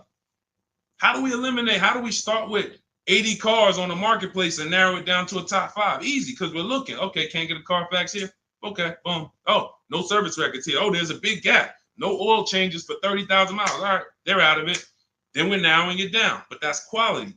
When we get to price on used cars, we are verifying it. We have to assess the market, look at the low side, narrowing it down to our top 5 on the low side of the price range. And then once we look at the prices, we need to get the new price. Verify there's no bogus fees. But sometimes even with the, give you an example, the truck I bought, the one I bought, it was $54,000 brand new. This is how important this is to understand that even that dealer could have said, hey, well, we got $1,000 prep fee. No other dealer had it. But when I take the brand new price of it, when I divide, and I have a calculator in my book that does this for you. You literally type in the asking price, 31.8, divide that into the new price, which was 54.5. We can see we're paying 58% of what the new car price was. 3-year-old vehicle had 26,000 miles at the time. I got a 42% discount. That's how we're judging it. That's how we're judging it. See, because all the other Infiniti trucks, if I'd have took the one that was 30, let's say I took the one that was 46,000 brand new, divided that into 50, into their asking price, let's say it was 30. Okay, wait, hold on. 52,000, no, asking price divided into MSRP, which is 46, 65. That's only a 35% discount. That's only a 35% discount. See, this is the true value discount. This is something that's proprietary to Car From Home. We created this stuff. We didn't go and learn this. I didn't learn this from people. We brought this to the market. No one does these things. But now when we're looking at these cars that look seemingly similar asking price, once we know the new price, I could tell, okay, you're offering me a 35% discount from the new price. You're offering me 37%. The one I got offered me 42%. That's the biggest discount. Doesn't matter what the dealer's at. Oh, I don't want to negotiate. Or, hey, I got this fee. It's all about the true value discount, which is the discount from when it was new. And no man, I'm going to tell you, none of these marketplaces are going to do that. I'm going to tell you why they're not going to do it. They get paid to sell cars. Shout out to the people running the lights up, tapping the screen. Every time you hear something you like, just double tap the screen. Man, we killing it over here, man. Killing it. This is your money. This is your money. I can't care more about your money than you. If you care about your money, you're locked in. You're locked in. All I want is people writing me, sending me pictures, sending me emails. Deshone, man, look at this car. Look at what I paid for. I got 5 offers. This is what I chose. I had to drive an hour and a half to pick it up. I love those. Those emails make my day. Those emails make my day. All I want is more money in your family's household that you didn't have to spend. If other people are paying $700 a month to drive a car, I want you driving it for $500. If other people are getting a $2,000 discount, that's the average market value. I want you getting a $7,000 discount. That's it. I don't care about anything else. That's it. So everything we teach, I told you at the beginning of the stream, if you don't want to remember this, and you're like, Deshone, man, just give me the blueprint, because we're gonna go over a lot. We didn't even really go into leasing versus buying today. Like we haven't even, like, leasing versus buying. Those of you who are not keeping your cars 8 years, you're losing thousands and thousands of dollars not leasing. You're losing in depreciation and resale value. And, we have to take an entire segment and go over you were taught that. That wasn't a decision you made. Or you chose a bad lease. You knew you drove 15,000 miles a year, but you got 10,000. I've had people say that. Yeah, I knew I needed like 18, but I got 12. I said, if I go over, I'll just buy the car. Terrible. Terrible. Who taught you that? Who told you to buy a car that you went over miles on? When you lease, they give you what's called a residual value. That's what you could buy the car for at the end. That residual value is usually not a good price. In most cases, that's not a good price. That's a price that you could get a used car for, a better used car, lower miles, comparable car for less than that. But every now and then, the residual value is market value, and it's like, all right, I'll buy it. But it's based on it's based on, you told us you were going to drive 30,000 miles in 3 years. This buyout price is market value for a car with 30,000 miles. You could buy this car for 19 grand. We expect you to have 30,000 miles. You can buy it for 19 grand. You go and you put 50,000 miles on it and you buy it for 19 grand. Do y'all understand that? Do you understand that? Market assessment. We just helped a young lady that works with me buy her lease out. She has a beautiful GV80, and she went and she made sure there was nothing else that she wanted to replace it with. I told her, if you keep this vehicle 8 years, you win another 8 years. Because if you don't, I can show you that if you just shop for another below market lease, you'd save a lot more money and you'd have new cars over the next. So I said, don't buy this lease out and then go and replace it in 3 years. You're lost because you're going to spend a ton of money. You've been paying for this car for years. And then she said, no. She went out. She looked at all the competitors. She said, Deshone, I'm telling you, I just love this car. I'm going to buy this car and it's going to be my car. I'm going to baby it. Perfect. But I said, listen, one more thing you must do. I need you to go on the marketplaces. I need you to put in the specs of what comparable cars to yours are actually listed for. We can't see what they're selling for because it's not like houses. We don't have comps. But I need you to see what they're listed for because you cannot overpay for your own lease. She did it. She came back. She said all the cars that are listed for my buyout, I think her buyout was like 31,000. Every other GV80 was like, with comparable miles, was like 35, 30. So she was on the low side of it. She was on the low side of the market. I said, perfect. That's all. You're good. That's what matters. Because if you buy your lease out and you could have gotten a used version of that car for 31 and you paid 35 because you wanted to buy your own lease, you just overpaid by $4,000 to buy your own car. And you're not going to feel it now. Well, you'll feel it higher payment. But then when you go to replace that car and say, wait, how y'all only giving me 12,000? Well, because it wasn't worth 35. You overpaid for it. So this is how I dissect transactions. This is why anyone in New Jersey, anyone who's dealt with me, who knew me from the time I was with General Motors, and really when I got to Mercedes, that's when I really became an advisor. Any of my clients would tell you I've been this way. I control the car transaction for my clients. It's a financial conversation. Now, many of my clients did work on Wall Street. They helped me to understand a lot of things. So I had a lot of Wall Street people, and I would ask them questions. Listen, why are you not paying cash for this? And you could, though.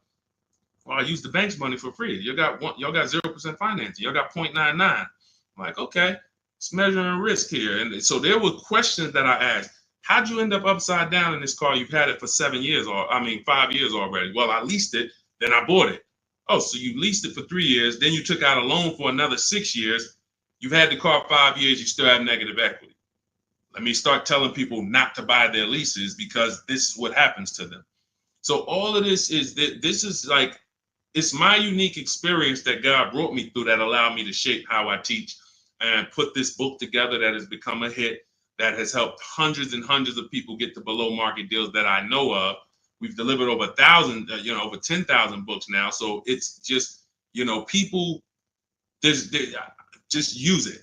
That's all I say. So get your copy for 75% off in my TikTok bio, in my Instagram bio. You won't pay the normal $97 price as long as you get there before the 30-minute timer hits 0. Click the picture of me, Instagram and TikTok. You'll see a website there. And then on YouTube and on Facebook, you guys have a comment check the comment section for your link for 75% off. But just get it. All I want to do is see people win. Our miles in the value calculator. We always shop our leases with 12,000 miles per year. Always 12,000 miles per year, because that's how we base it. Everything we do when we're judging a lease deal, Armchair, we're judging it based on the 1% rule, which is older than, I don't know when it was invented, but it was certainly around when I got into the car business. So The 1% lease rule was for super savvy people. Lease people who just like, if you can get a lease payment, no money down, that's 1% of the MSRP or less, you stole the car. Now, some people might say, oh, Deshone, that sounds pretty crazy. Well, we do this all day long. Ansley, $554 a month, vehicles $58,000. You divide the monthly payment into the MSRP, and you can see. Zafrina, $579 a month, MSRP was $65,950. That's a 0.88% lease.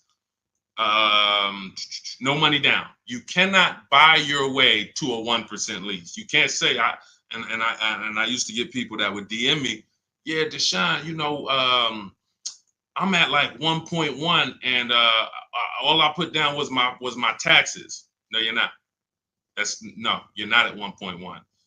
No money down. Your first month's payment only.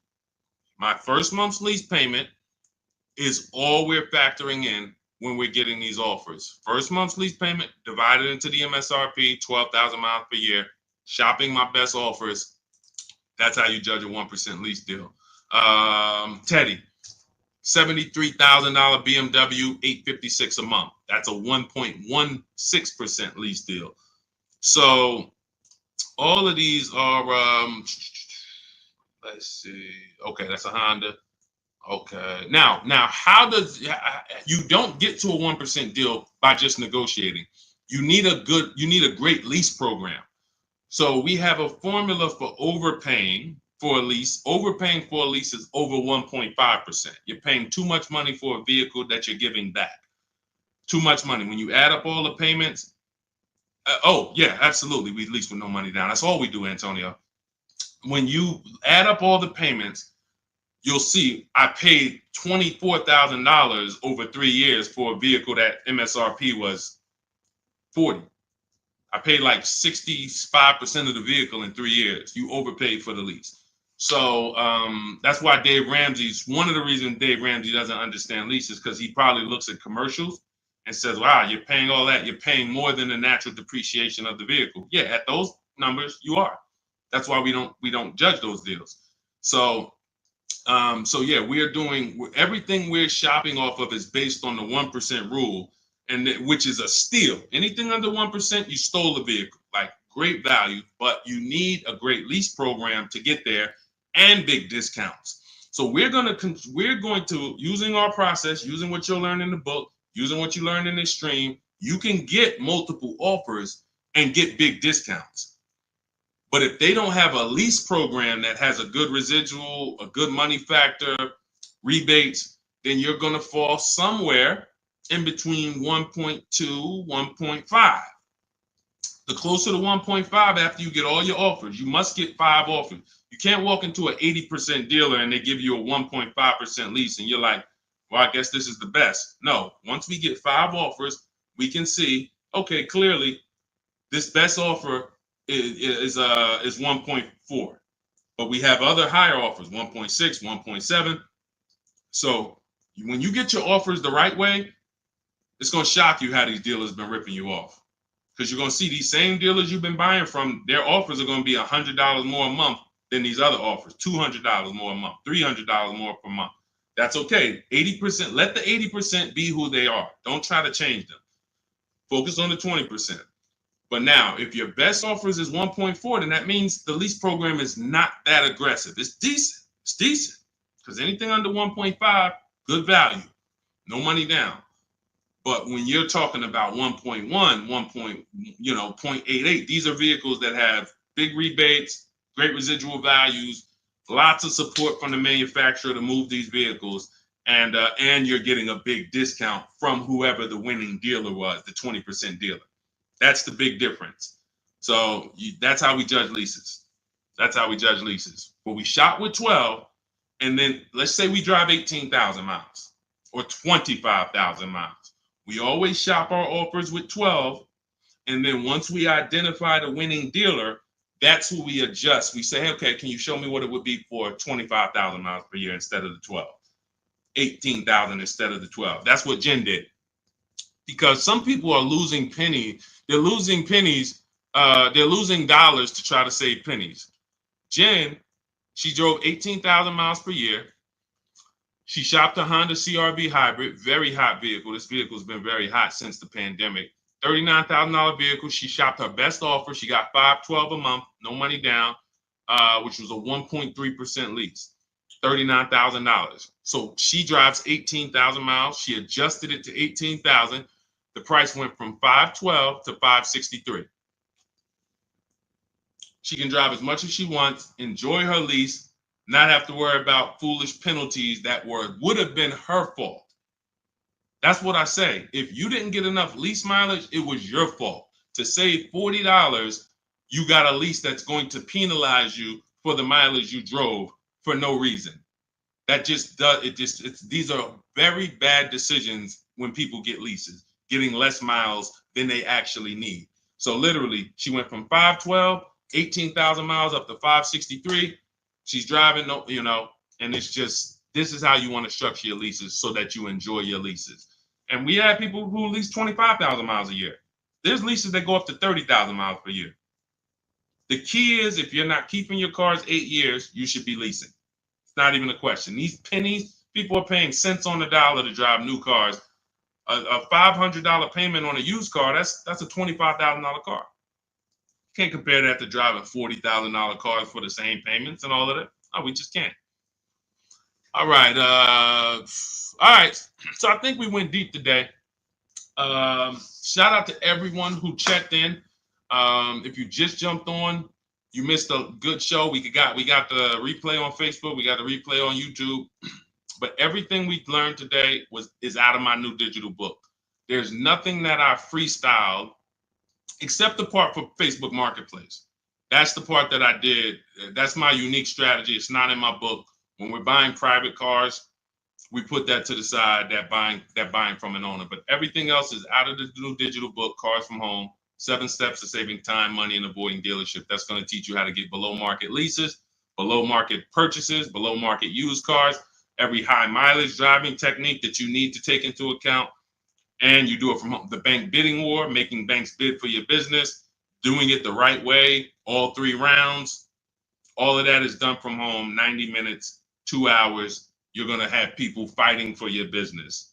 It's hard not to save money when tons of people are fighting for your business versus you going into a dealer and begging, fighting. Come on, take another $1,000 off. Come on. So you can get your copy for 75% off. It's normally $97. And it's worth every penny of $97. It will say this will be the most, I'd say top 3 most valuable books you've ever bought.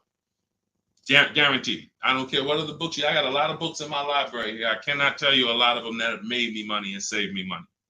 Couple. Tony Robbins' book on money. Yeah. All these other books, yeah, they've helped me in other ways, but I can't tell you that I'm richer or I have more money in my bank account because of them. This will be one that will save you more money than, it'll be in your top 3. So get your copy in my TikTok bio. If you're on Instagram, click the picture of me, click the link in my Instagram bio. If you're on Facebook, click the link in the comment section. If you're on YouTube, click the link in the comment section. Get your 75% off. Get there before the 30-minute timer runs out. And make sure you send me your success stories. Every time you get your cars, I want to hear about it. DM me. I love to see people winning when it comes to these strategies. And I say armchair, I already got it. Shout out to you. Use it, win, share it with family. I don't care. I'm not even off that. 60 million people buy cars. We got 10,000 books in the market. Like, if you could share it, I don't care. I'm not on don't share the book. Look, at the end of the day, they don't know me. One day we'll have software out and people will know Cars from Home, and then everyone will use it and it'll be software that everyone can use. But for now, we got to save our people. People are getting once you get your first car using Cars from Home, if anyone even shows you what they're paying, if you're willing to look at your neighbor's deal and say, oh man, you're going to be like me. You're going to be like me. You're going to not want to tell them because you don't want to make somebody feel bad, but you're going to be like, well, next time, just use this book, man. I'm going to send you this link. This guy, he created this whole thing. He used to be in the car business. Just use this next time. Just use this. It's blood. It's blood in the street out here, man. Car dealers making more money than they've ever made. And all they want you to do is just keep shopping the same way. Don't unlearn that. So that's why a huge part of what we do over here is you got to unlearn. You got to unlearn. If you're not willing to let go of what you've been programmed to do, you can't win. But if you're willing to unlearn that was the way they programmed you to shop because it was for their benefit. Once you unlearn that, oh, we could win all day. We'll be winning for the rest of our lives with cars. All right. So shout out to the new followers. Shout out to everybody. Could everyone hit the like button before you jump off? It does matter for the algorithm, so more people can find the replays. Just hit that like button. If you're on YouTube, share with a friend. We appreciate you. I'll see y'all in the next stream. You already know.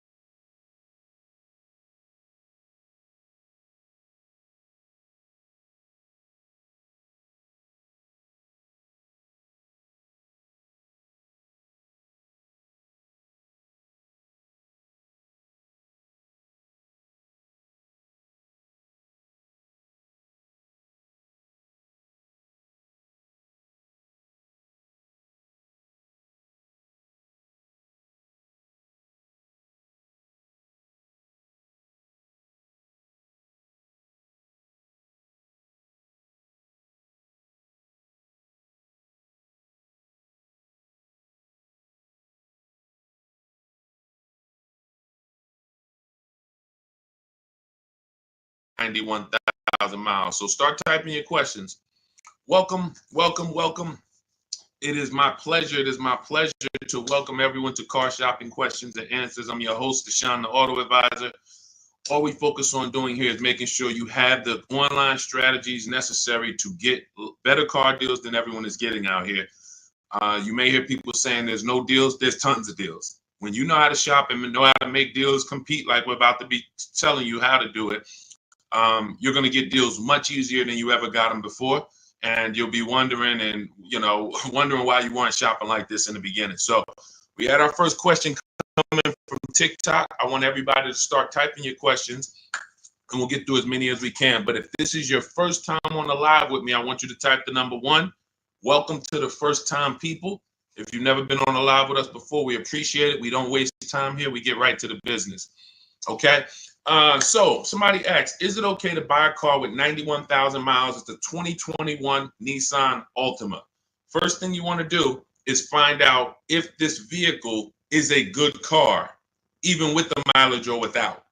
There are vehicles out there that are bad cars, whether they've been taken care of or not. You want to go to Google and you want to type in 2021 Nissan Altima reliability. Skim the articles. Just the first page. Just take you no more than 5 minutes. 5 minutes will protect you against all types of mistakes, all types of cars breaking down. Because if the car is a bad car, it's in the DNA. It's in the DNA. There's nothing you can do. The first owners could have took care of it, maintained it, did all changes when they were supposed to. That car has a bad DNA, and this is how we find out. Go to Google, type in 2021. Always put the year 2021 Nissan Altima longevity. After you do reliability, you do longevity. Reliability is going to tell you what they're saying the first 3 years. Longevity is going to tell you what they say about the history of these cars. Now, what you may find out is 80, 90,000 miles, those cars have transmission problems. That's going to be a big deal. Doesn't matter if you see in the reports on Google, first page, these cars typically have transmission problems around 80, 90,000 miles. You're looking at one with 91,000 miles. Isn't that important? Yes or yes? Yes or yes? That's why we do these checks. So you want to make sure that. Now, after that, we narrow these things down based on title history, service records. These are the most important things you need to be looking for to make sure you're getting a quality car. We're not talking about pricing yet. Pricing means nothing if you got a bad car. You get what I'm saying? Who cares about, I got a good price on the car if the car is in the shop every 3 months? Who cares, I got a great price on this car. I paid less than everybody. It was a below market price, but it's breaking down on me every 6 months. So these are the steps we take to make sure we're not getting a bad car. longevity check, initial quality check on Google, and then we're narrowing our search down. These cars better have great title histories. We don't want rebuilt titles, salvage titles, frame damage titles. Now we move into service records. That's why we only do Carfax. Carfax is the only vehicle history report right now that shows you service records. You do not want to buy a vehicle that has gaps in service. Doesn't matter what they tell you. Oh, I changed it myself. I changed the brakes and oil myself. Sorry, not good enough for me. That shouldn't be good enough for you either. Because if you can't prove that they serviced that car, not only are you taking the risk, one day you're going to turn around and sell it, unless you drive it till the wheels fall off. But even then, you might sell it for $4,000, $5,000, $6,000, whatever. You don't have service records. That hurts your resale value. Versus getting a car that was serviced, taken care of. Thank you, Joe. Now you get it, you service it, take care of it. Now 7, 8, 10 years later, you're selling it to the third or fourth owner, and they can see service records from the moment the vehicle was bought. So these are the things, and this is everything I'm teaching is inside my new digital book. Some of you have Googled it. It's called Cars from Home. 7 Steps to Saving Time, Money, and Avoiding Dealerships. It's 5-star rated all over Goodreads. Thank you to everyone who's written a review about it or rated it. So you can see it. You can get your copy of the book for 75% off. That's my welcome offer. That's my book launch offer. 75% off for 30 minutes. You go to my TikTok bio, click the picture of me, go to my Instagram bio. You'll see a website. Get your 75% off, get your book, and then come back to the show. And make sure after you get your book, you screenshot the thank you page because it has my support team's email. Because sometimes you'll type your email too fast because you're trying to catch the, trying to get the 75% off, and then we can't email you the book. Also on that thank you page is the link to open your book too. So YouTube, we have a link pinned for you in the comments, and then Facebook, we have a link for you guys to get your 75% off. So let's go. I see we got a lot more questions coming in. Go ahead, Dolan, pull the next one in. These are simple things to do. Party man, good to see you. Is it better to pay money down or trade a vehicle in on a new car? Great question. Party man asks, is it better to put money down or to trade a vehicle in for a new car? Now, there's a curse word he just used. Some of you, if you've been on the stream before, you know the curse word. What's the curse word? Let me see if anybody on here, he just used the word that we don't use. And I want you, big part of unlearning is learning to is unlearning what they've taught you to do. The car business has taught you to do. There's a word we don't use. Yes, thank you, Kenyatta. Trade. I love my people who locked in.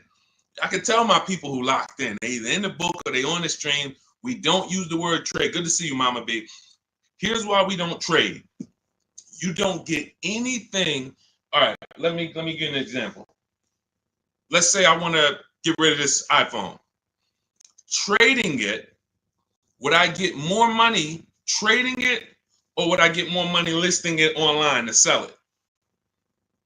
Selling it or trading it? Which would I get more money for?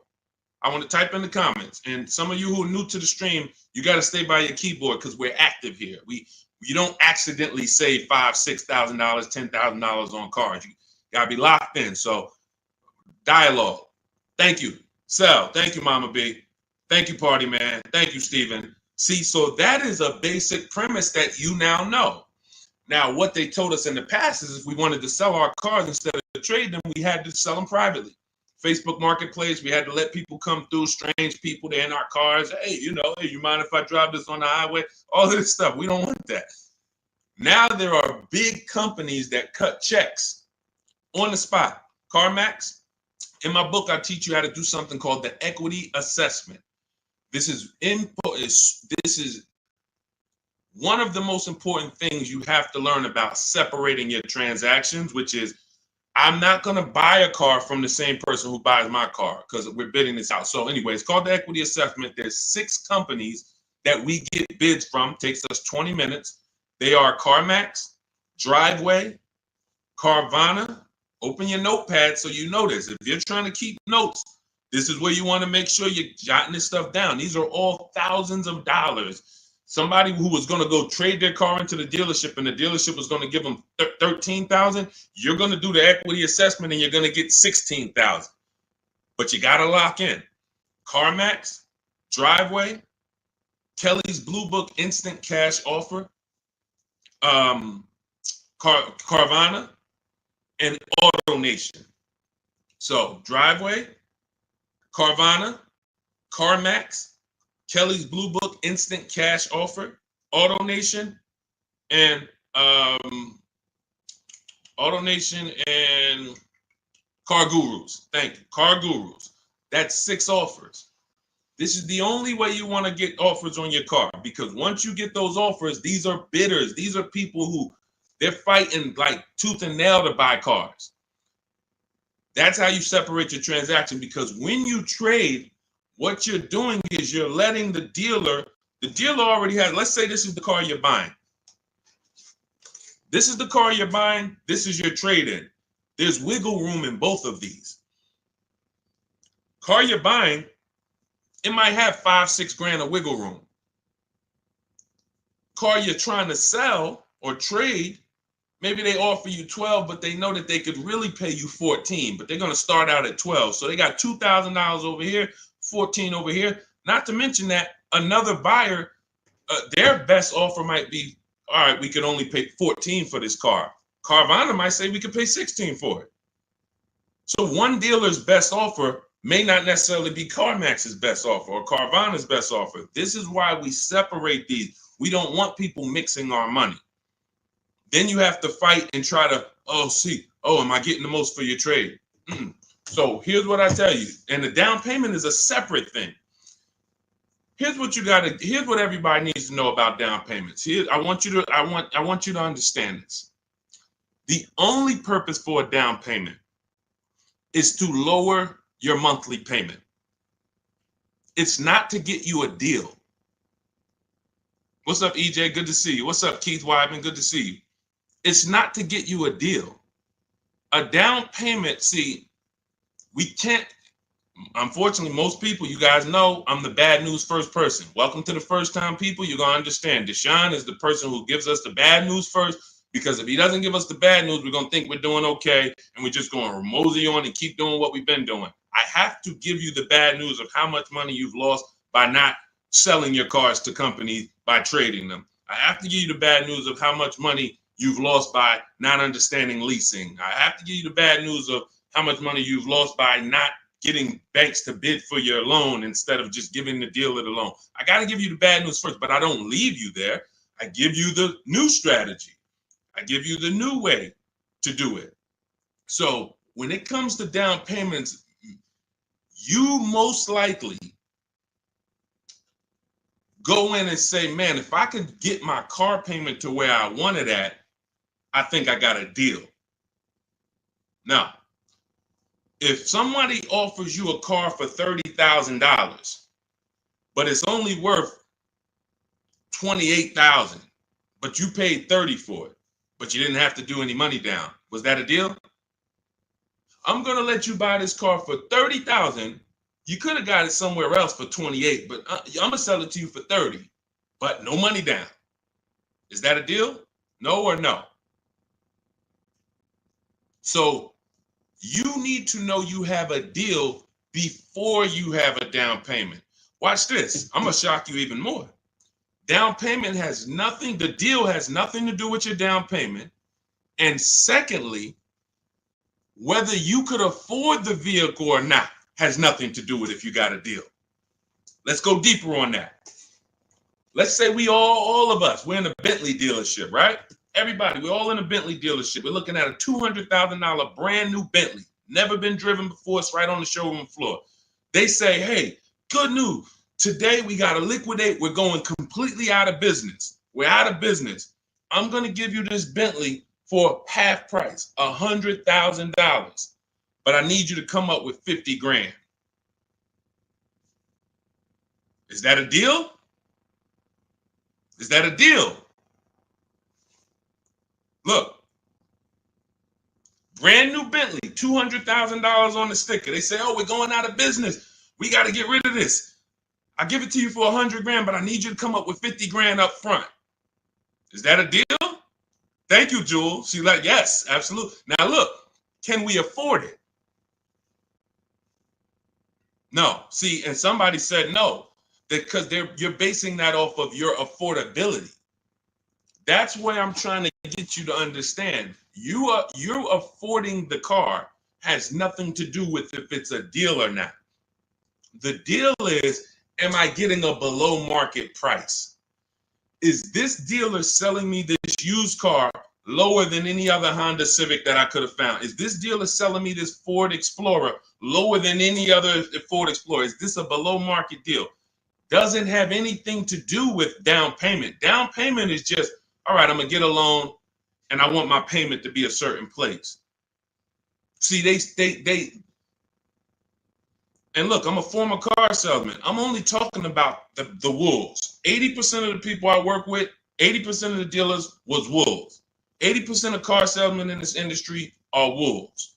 That means they will put you in whatever deal makes them money, and you're second. The 20% though are the good people. You don't want to, what they do to you is make you think that if I get your payment to where you want it at, you should be happy. You got a deal. What I'm telling you is now, what's your action steps from now on? You're going to separate your who you buy your car from who you sell your old car to. And you're going to separate where you get your loan from who you buy your car from.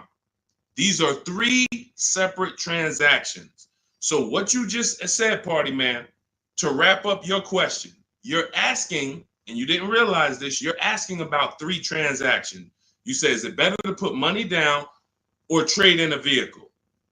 Money down, that's between you and your bank. That's between you and who you're getting your loan from. You and the credit union who's giving you the loan. Hey, I found this car over here. They're selling me this car at a great price. I already made sure of it. I shop competitors. I use what Deshone teaches. I got 5 offers. I saw a lot of options. That car is a great price. Boom. Now, let me go get my loan. Car dealers, credit unions, banks. Hey, I want to buy this car over here. It's $29,000. Here's the sheet. Here's the buyer's order. All the details. What do you need? What's your rate?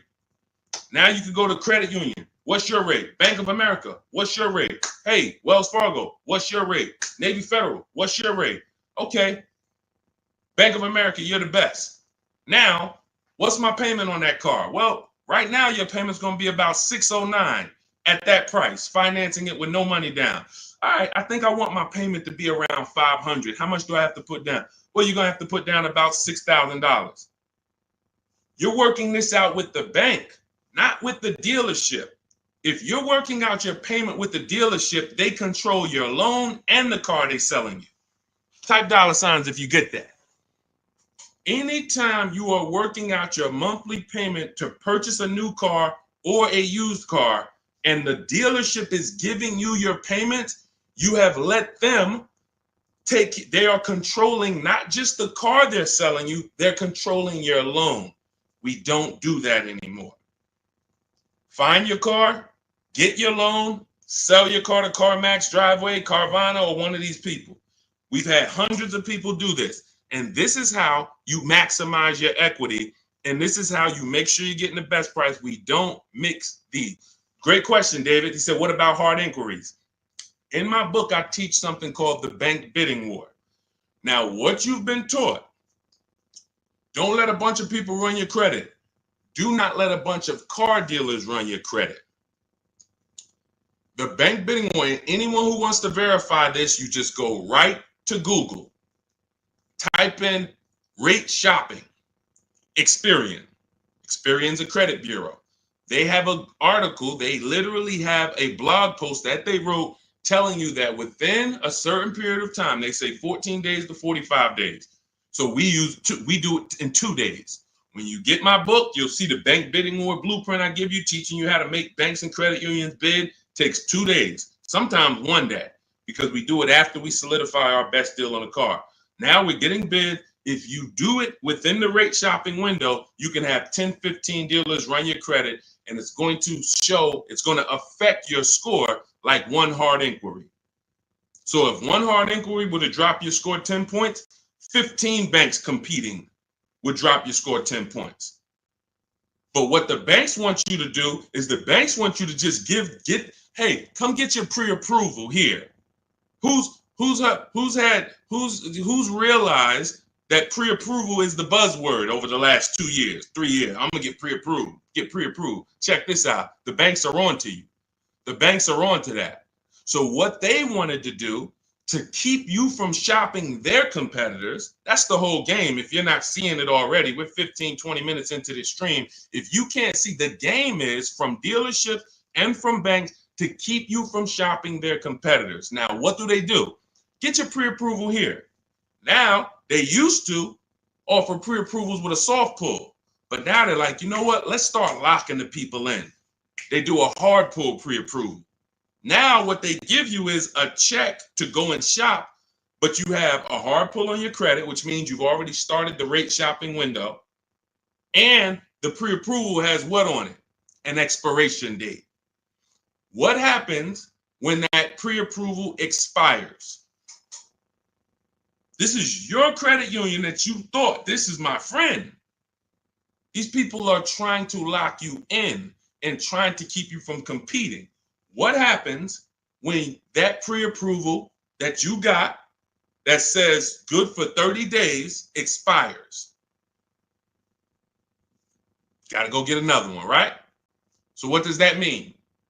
Another hard pull, right? Exactly. These are the issues with the way banks want you to shop. So everything we're doing is bringing competition to our car deals. Everything we do, when we're getting bids for our car, competition. I want a bunch of people competing for the car you're selling, not trading. When we're getting bids for our loan, I want a bunch of banks competing for our rates, not just one, not just the dealership. Then when we're buying a car, we're getting multiple offers. And here's the best part, not just the money. We do this from home. We do this from home. In fact, there's no way you can do this unless you're at home. You can't do what I'm talking about, going into dealerships and banks and visiting them. How long would that take? That's why my new book is called Cars from Home. It's simple. Cars from Home. That's what you want to focus on. So, a couple things we just hit on. Party man, separating our transactions. Who you sell your old car to is different than who you're going to buy your car from, is different than who you're going to get your loan from. In each one of those three transactions, we are using online, the internet, to bid them out. Bidding out who we sell our car to, bidding out who we get our loan from, bidding out who we buy our car from. That's how we get deals like this. Some of you, if you're on YouTube, you can see this. Look, Adina got a Toyota Corolla. She was shopping for a Toyota Corolla. Fast forward, she ended up getting a 2024 Hyundai Elantra, $12K, $365 a month, no money down. You won't see a Hyundai Elantra commercial for a lease that says, hey, come lease a Hyundai Elantra, 12,000 miles per year, $365 a month, drive off. You won't see that.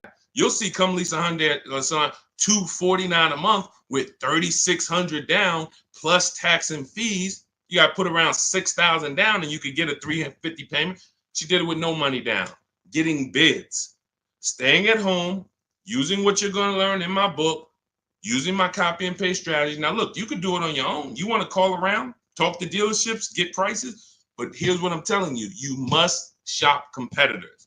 You are not going to save the big money. You're not going to get deals like this. Look at Melissa. Equity assessment.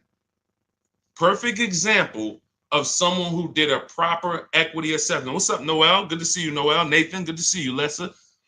I took possession of a 2025 Honda Pilot EXL before finalizing my lease.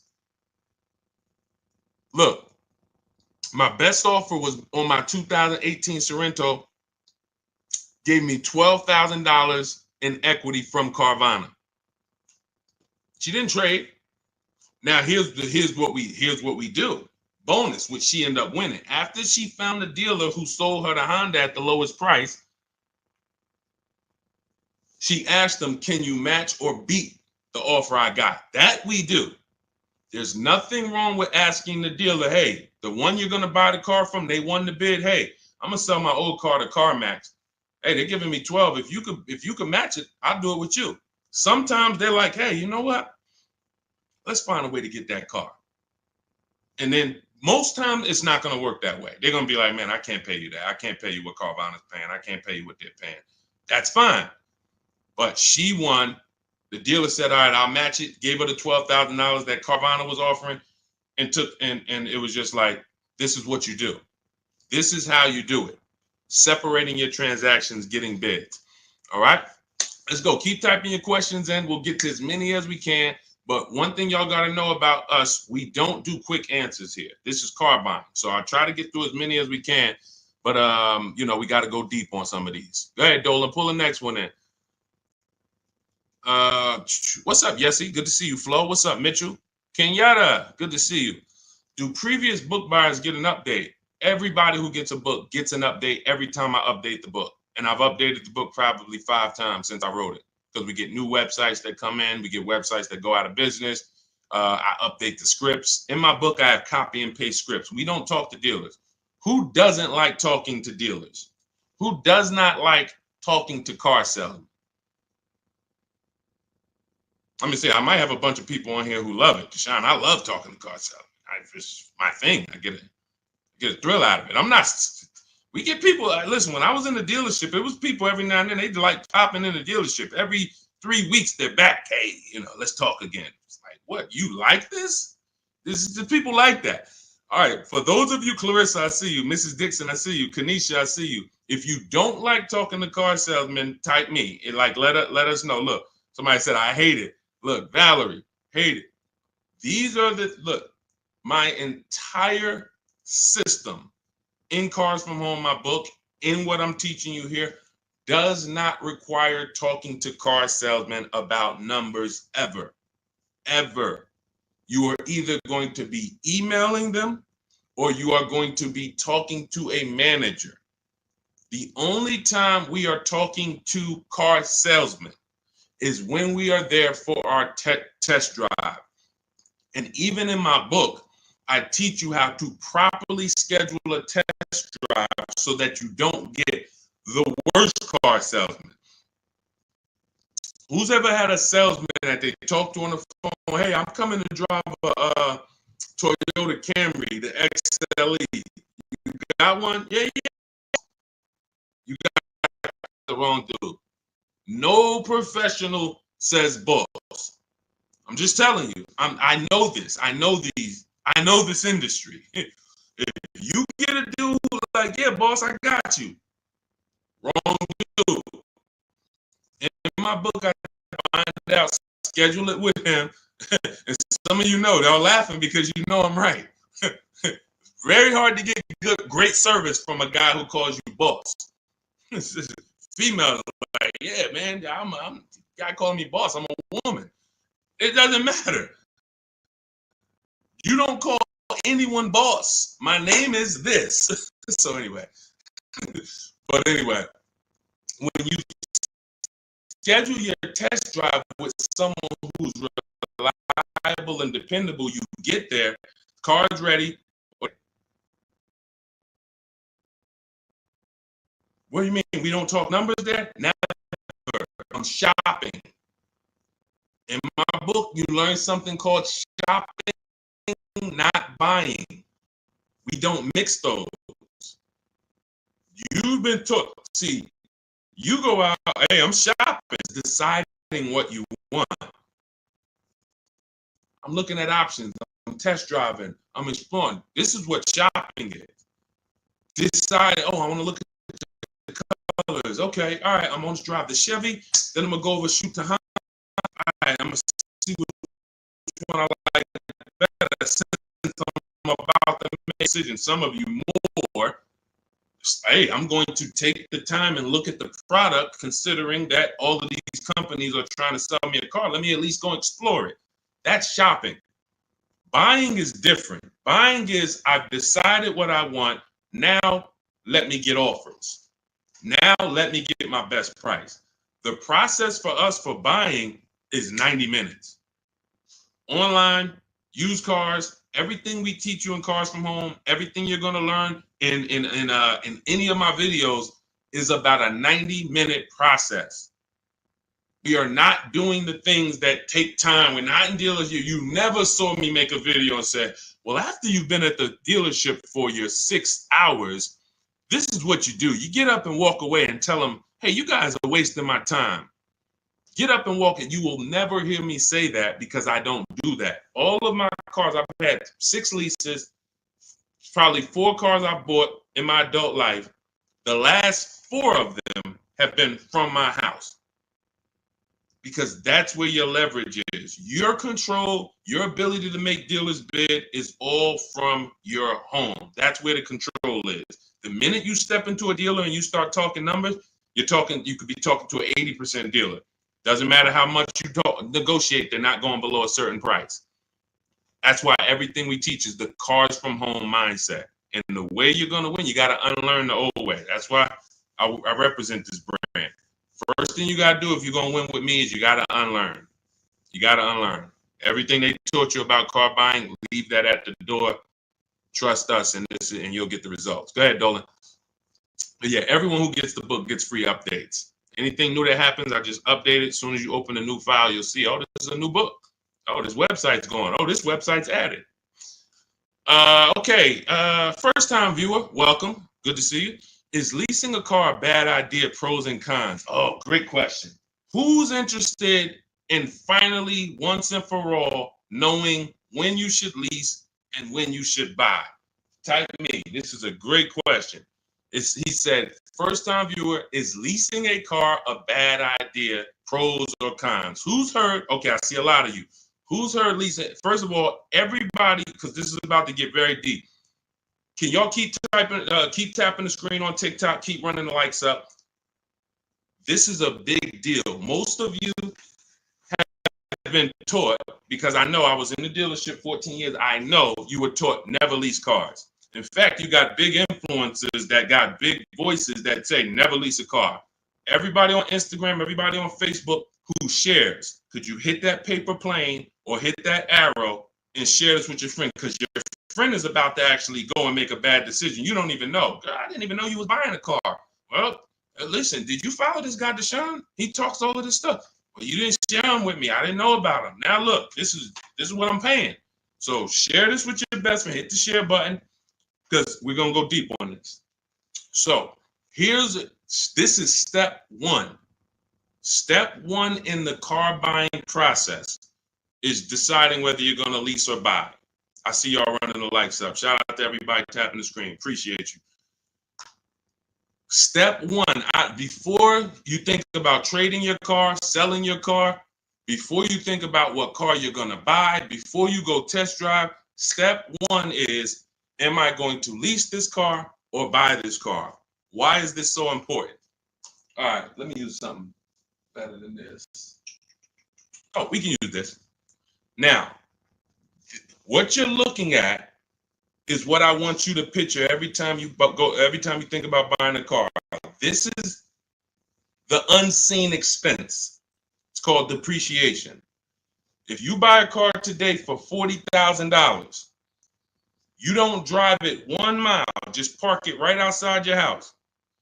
Park it right outside your house for 1 year. Come back a year later. Is the car worth $40,000? Pay attention. I'm talking to the people that's locked in. Listen, you distracted. You trying to get car advice that's going to save you thousands of dollars, and then on your other tongue you watching, Dog the Bounty Hunter on the other screen. You're not going to win. I'm talking to the people that's locked in. So you bought the car. You did not drive it 1 mile. Come back a year later. Everybody said no. You lost money. You lost money. It lost money. This is the unseen expense. The first step to understanding leasing is to understand this, depreciation. Let's go deeper. You buy the car for 40, drive it 12,000 miles.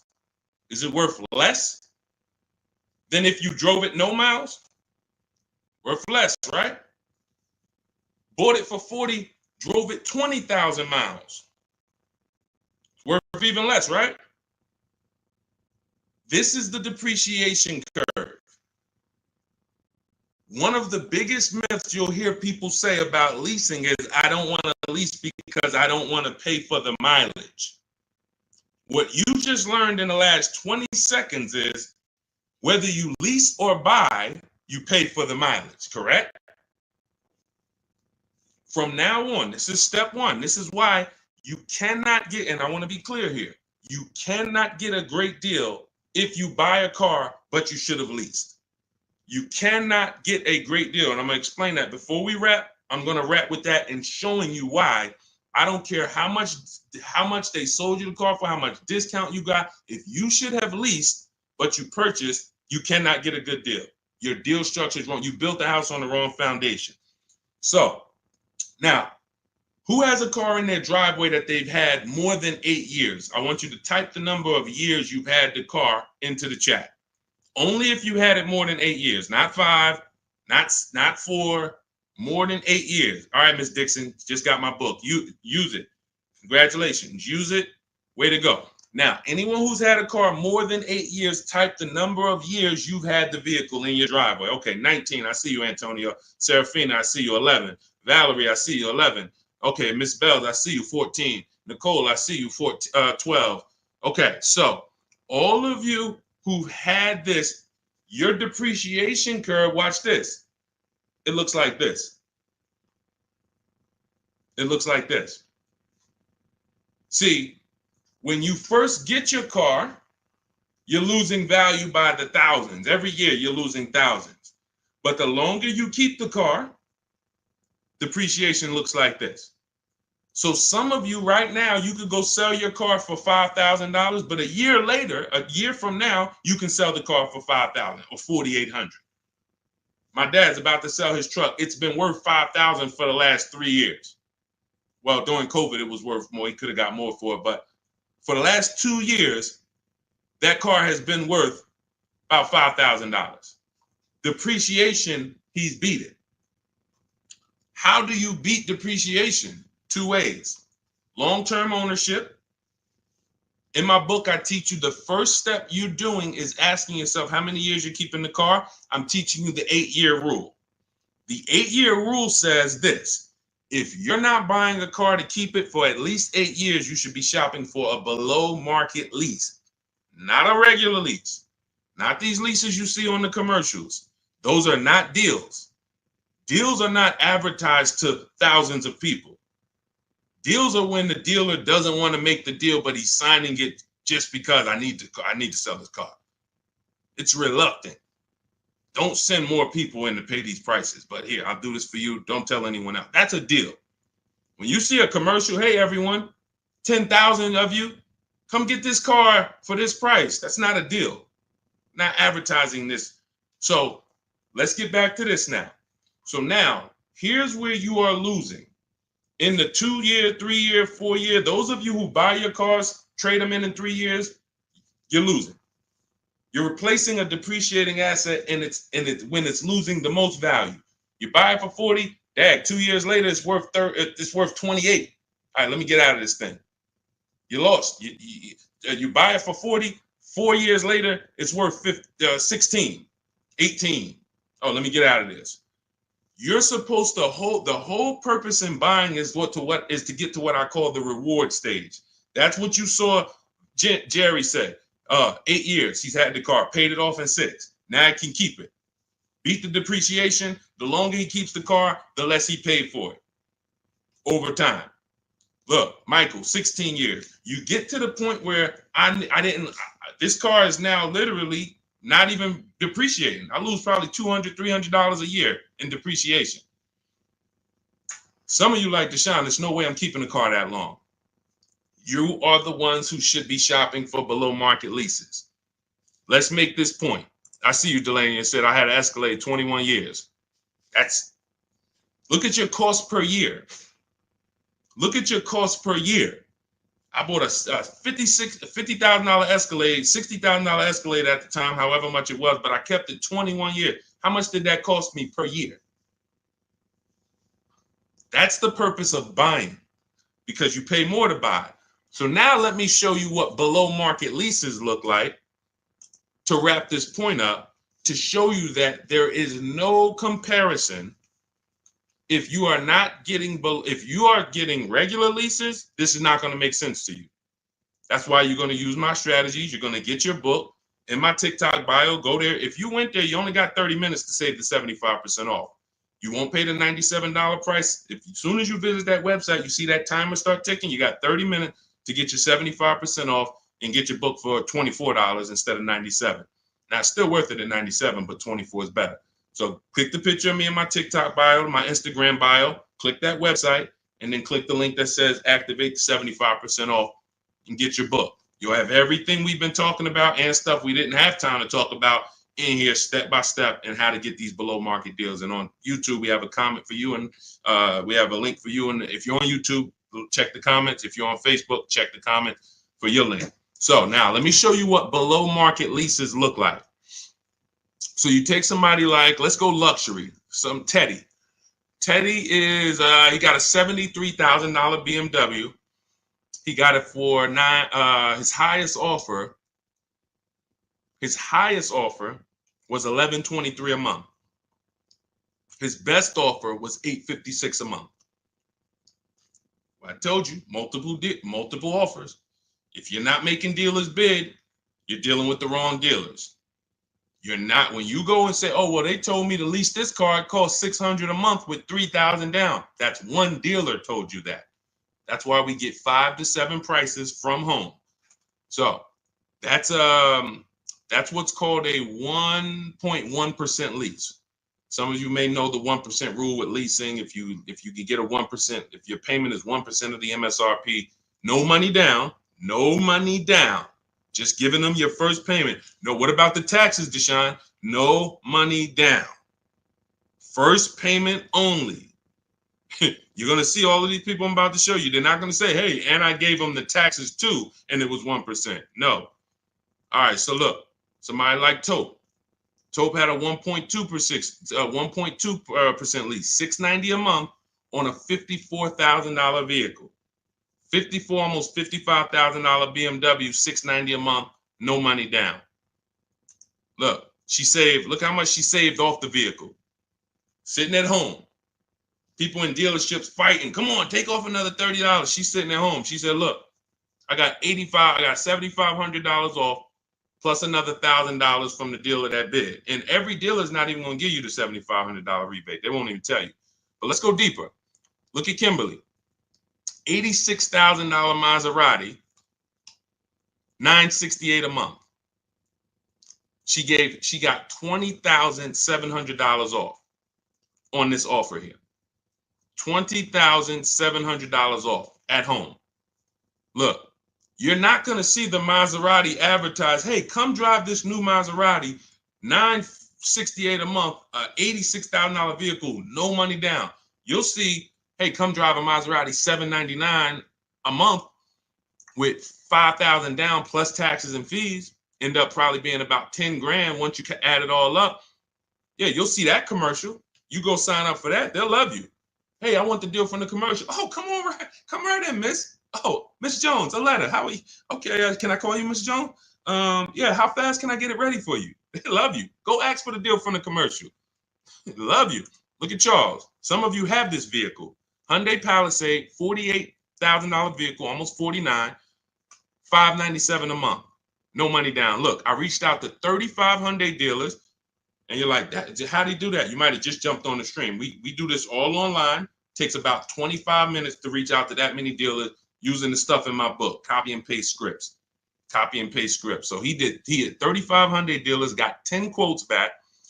Offers range from 1.2 to 1.6. He said, I never thought I'd be able to afford this car that is almost $50,000, because up until he learned what you just learned, I'm not keeping my cars 8 years. He was buying them. But now that you have the understanding of this and the unseen expense, and you now have a depreciation, whether I buy or lease, I pay for my usage.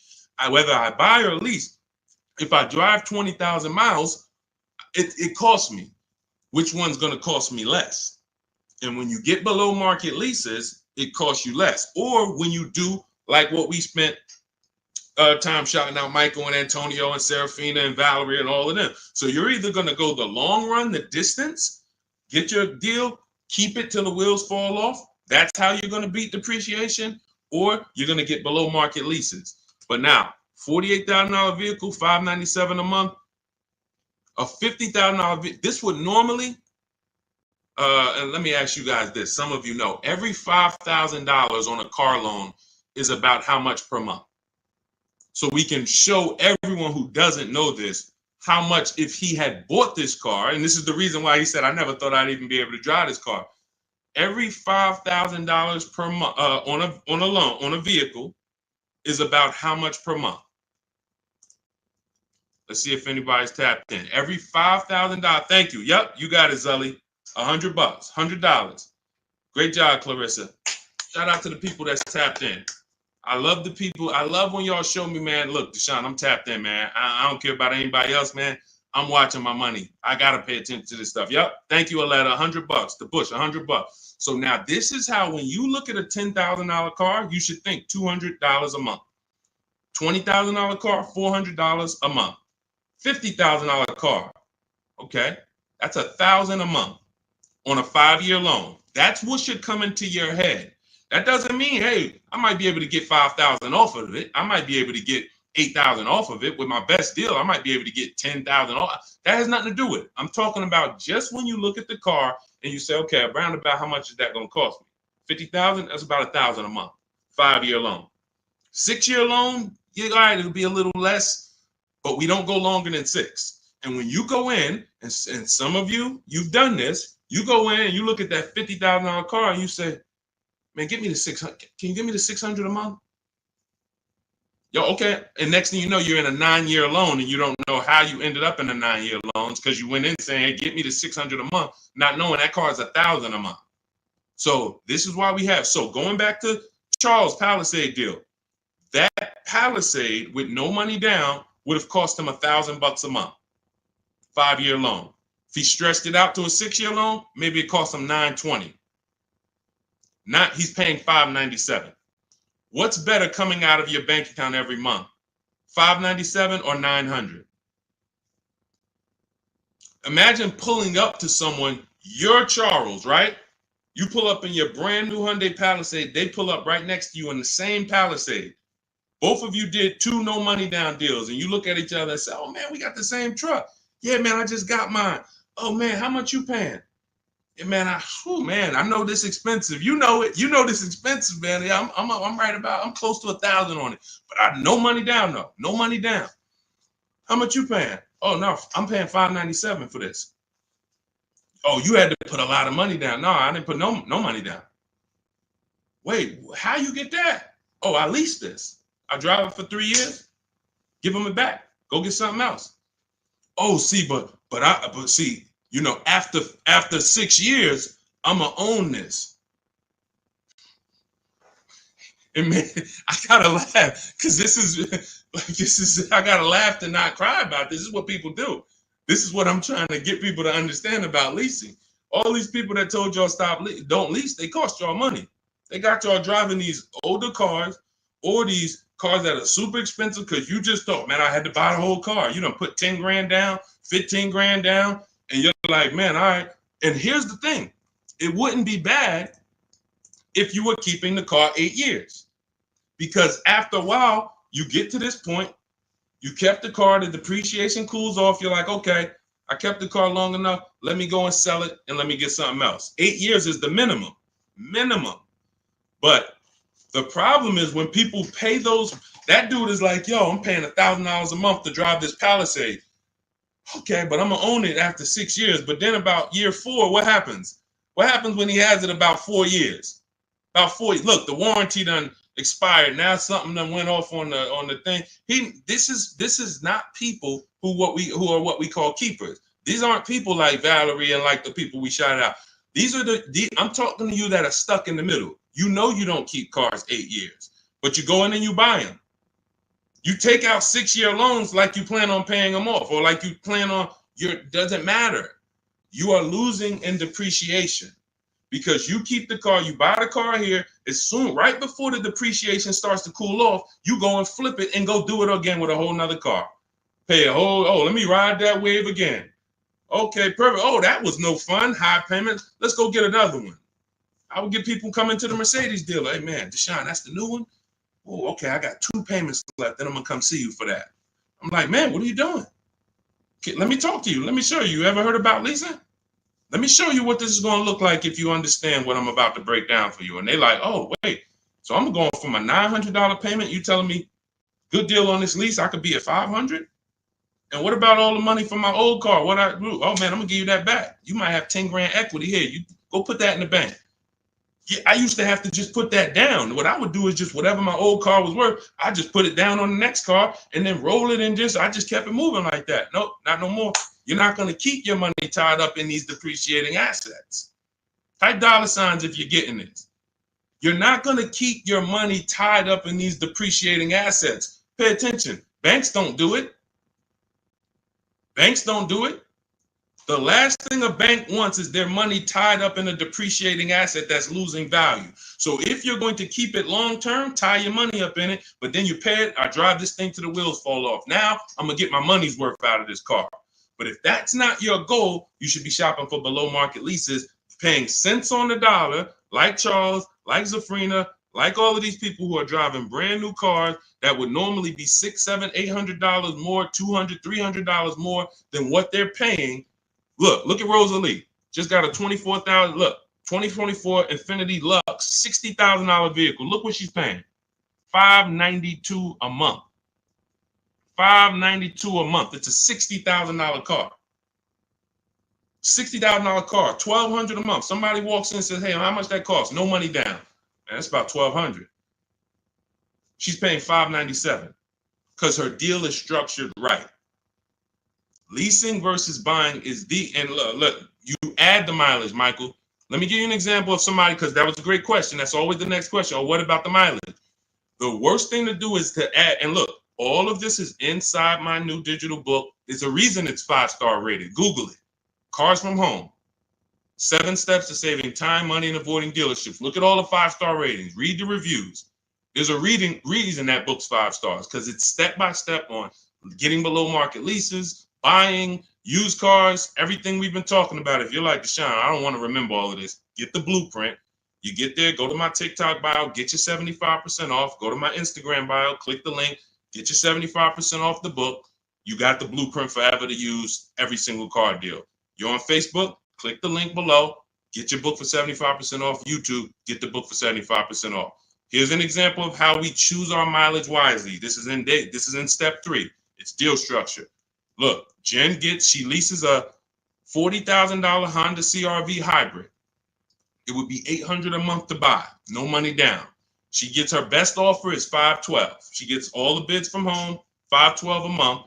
Now she says, okay, that's for 12,000 miles per year. I want to go up to 18.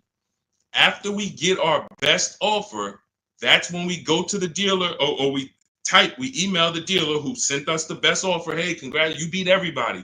Can you show me what it is for 18,000 miles per year? Can you show me what it is for 20,000 miles per year? She bumped her payment up. They said, okay, Jen, if you go from 12 to 18, you go from $512 a month to $563 a month. She said, done deal. $40 more, $45 more. I get to drive as much as I need to drive for $45 more per month, instead of me taking 12 like some people do. Oh, Deshone, I'm 7,000 miles over on my lease mileage. What should I do? Why did you take a 12,000 mile a year lease? You know you don't drive 12. To save $40? Now what's going to happen is you go over by 7,000 miles and you're taxed 25 cents per mile. It's going to cost you way more than you would have spent just getting it up front. Part of having a great lease experience is choosing your mileage wisely. We take that very seriously. We don't mess around and we don't do that. And because some people blame the lease, man, I'm not leasing again, man. I leased and I just got all these penalties for the miles. You chose the mileage. You picked the mileage. Don't blame the lease. The lease is an inanimate object. You told them, give me $10,000 a year, knowing you drive 15. Why? To save $40? Now you got a bad lease experience. You could have had a brand new car, great experience, always under warranty. If you would have just did what Jen did, adjust my mileage, give me what I need. So this is how you do it.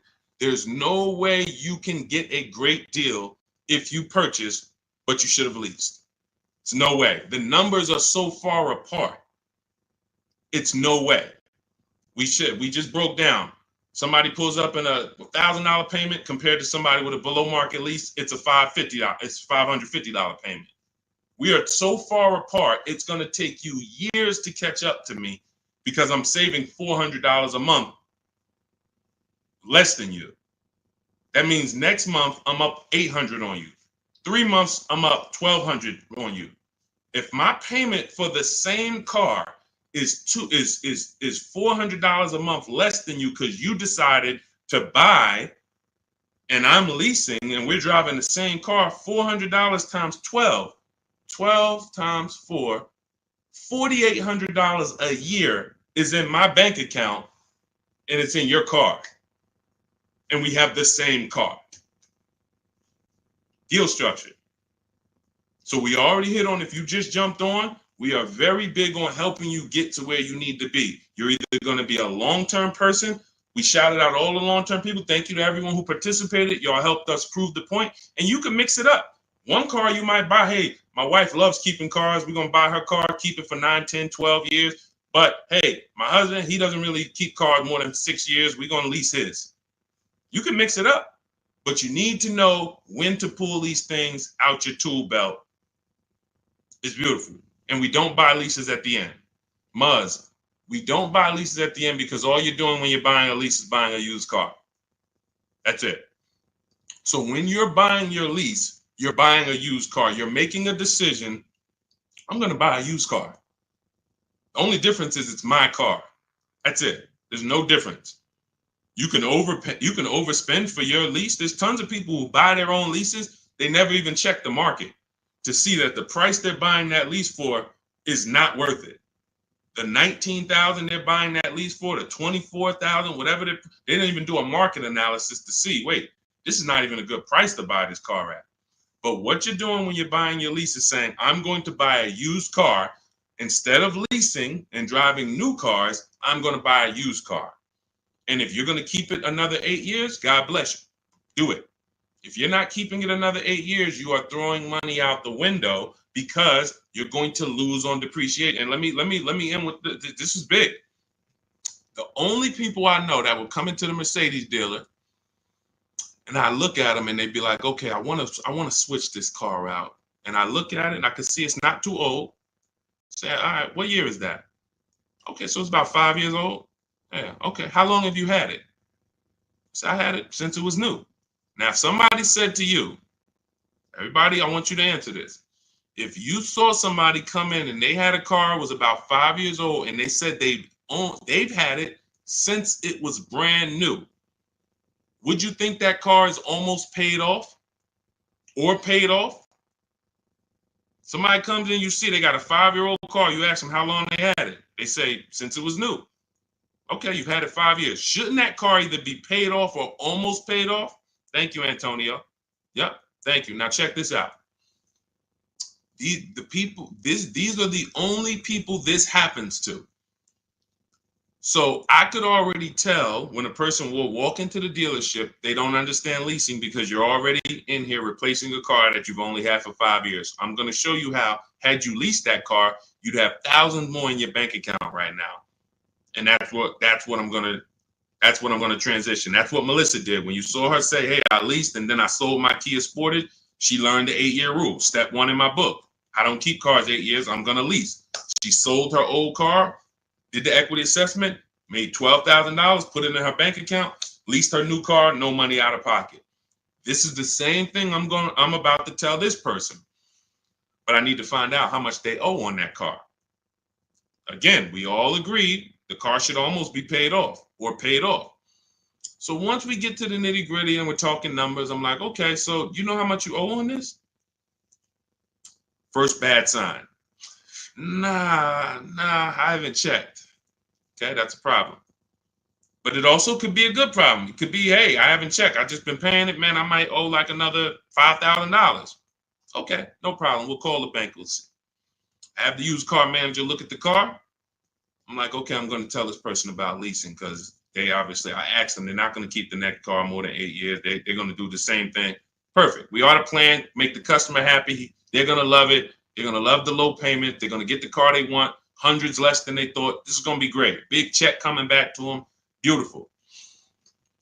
Used car manager says, all right, that car is probably worth about 18. Perfect.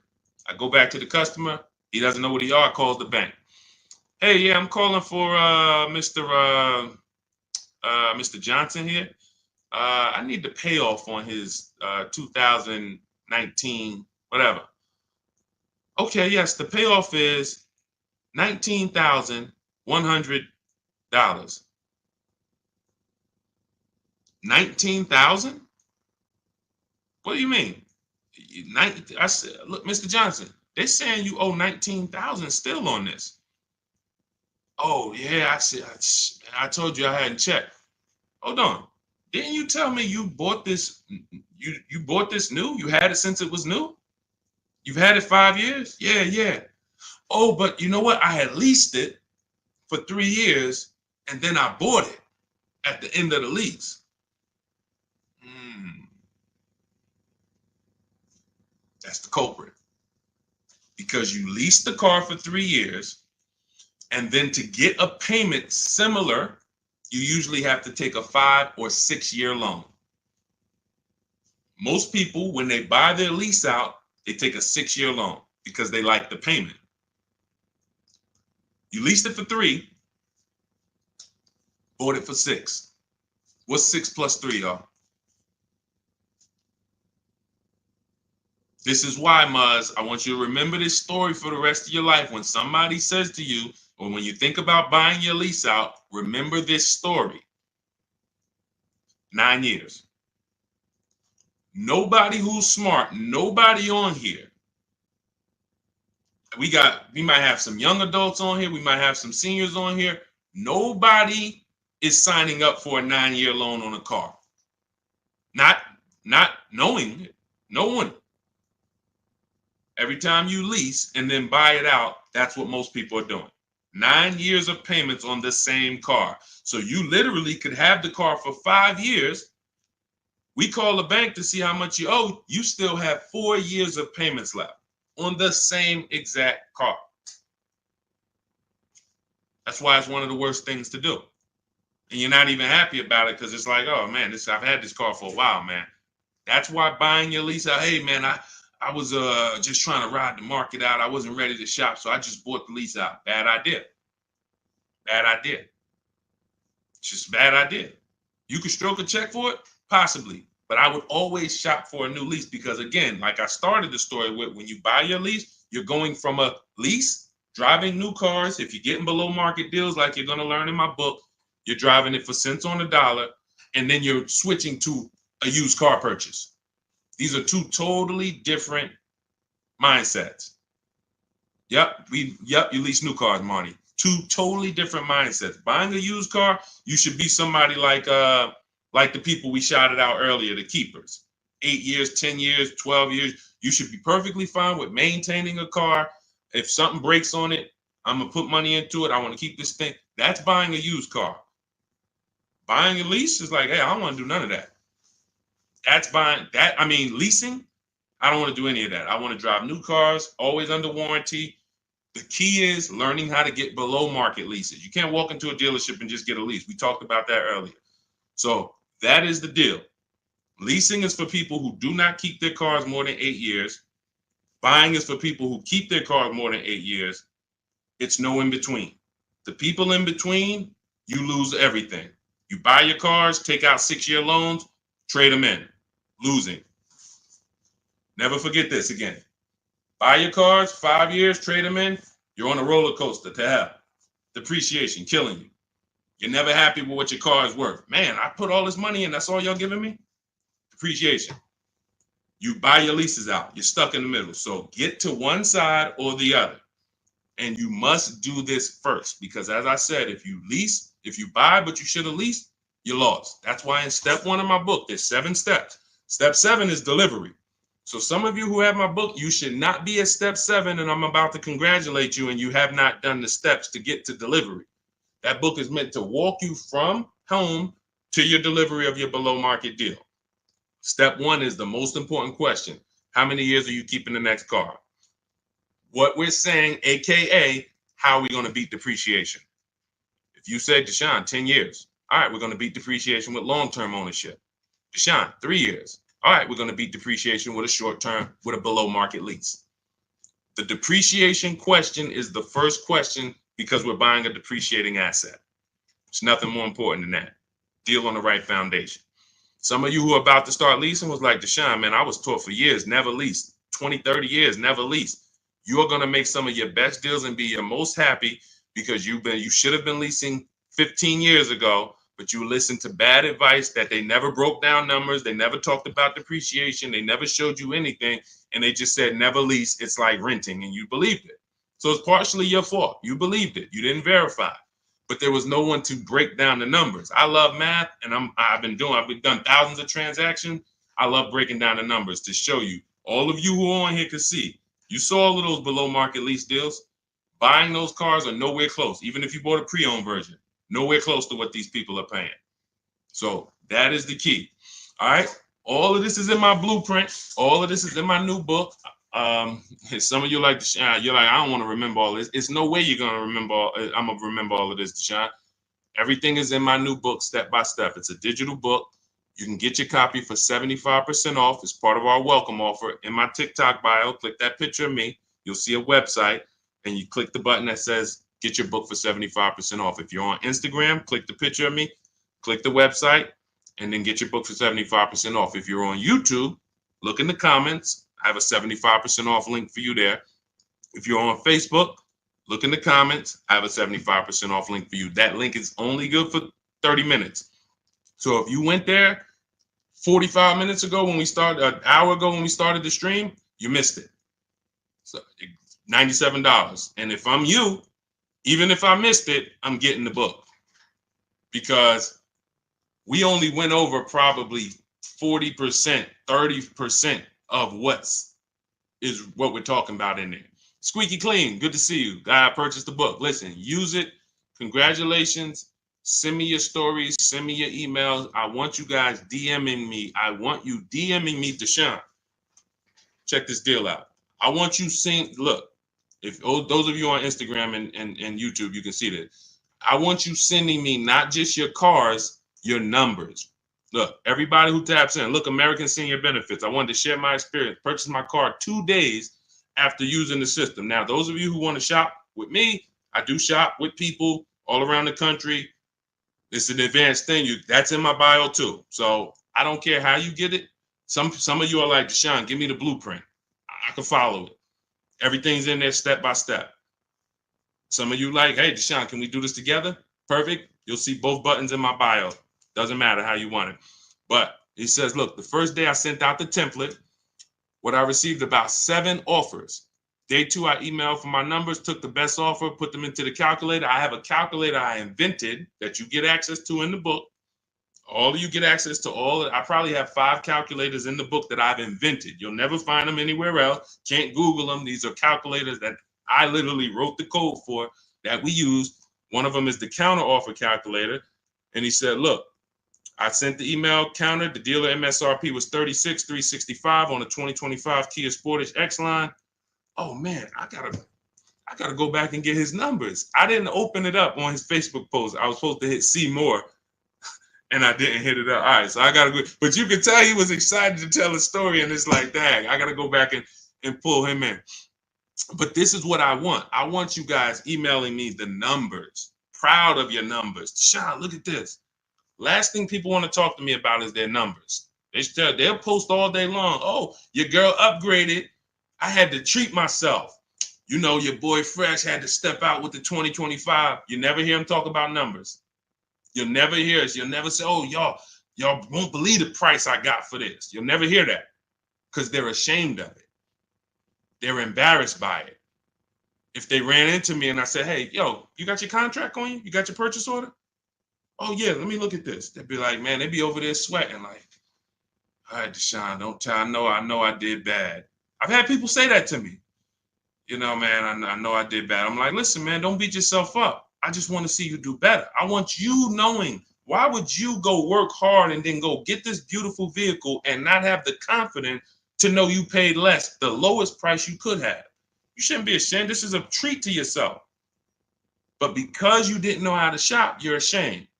Or we're not doing that no more. You're gonna know how to shop. You're gonna be emailing me, Dad, Deshone, I got 6 offers. Deshone, I looked at all these pre-owned cars. The dealer that had the best one, I saw all the service records. I saw the true value discount. I got the price of it when I was new. It was no bogus. It was an hour and a half away. I had to drive an hour and a half away to get it.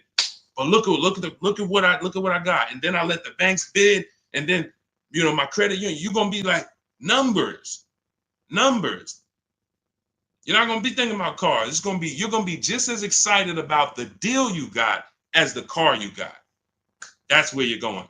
So shout out to everybody. Valerie, the link is in my TikTok bio. You got to click the picture of me, and then you'll see a web link right there. Click that link, and then you'll see a button that says 75% off new book, 30 minutes. Okay, same thing with Instagram. The link is in my bio. Instagram, TikTok, the link's in my bio. On Facebook and YouTube, the link is in the comments. So grab your copy, get there before the 30 minutes runs out, so you can get it for $24 instead of $97. All right. God bless y'all. I will see y'all soon. All of that is answered in the book, Squeaky Clean. Don't worry about that. We protect credit. And you might have missed the segment where we were talking about the bank bidding war. All of this we do. You don't give. See, part of what we didn't even get this. Part of what you need to learn is you don't give dealers quotes. You don't give dealers credit to get quotes. We couldn't even go into that. Credit is not in my templates. We never give dealers our credit to get quotes. That's what the 80% will tell you, though. Hey, Jim, we can't give you credit. Yeah, just fill out this credit app so I can give you a quote. They lock you in. We don't do that. All of that is explained in the book. All right. God bless you. I will see y'all in the next stream. Everyone who got your book, send me your success stories. Go out and be empowered. Go out and win in this world, and make sure you send me your results. All right. God bless you.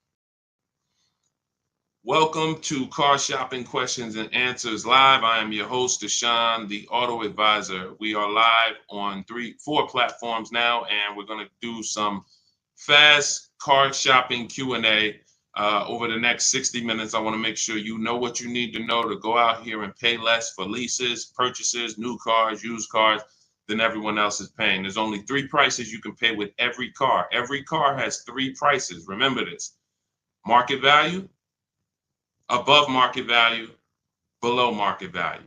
Every car has 3 prices. Above market value is reserved for people who can't negotiate at all. Market value is reserved for the negotiators. And then below market value is reserved for the people who put dealers against each other and create competition so that they can see the entire market. Below market deals do not come from negotiators.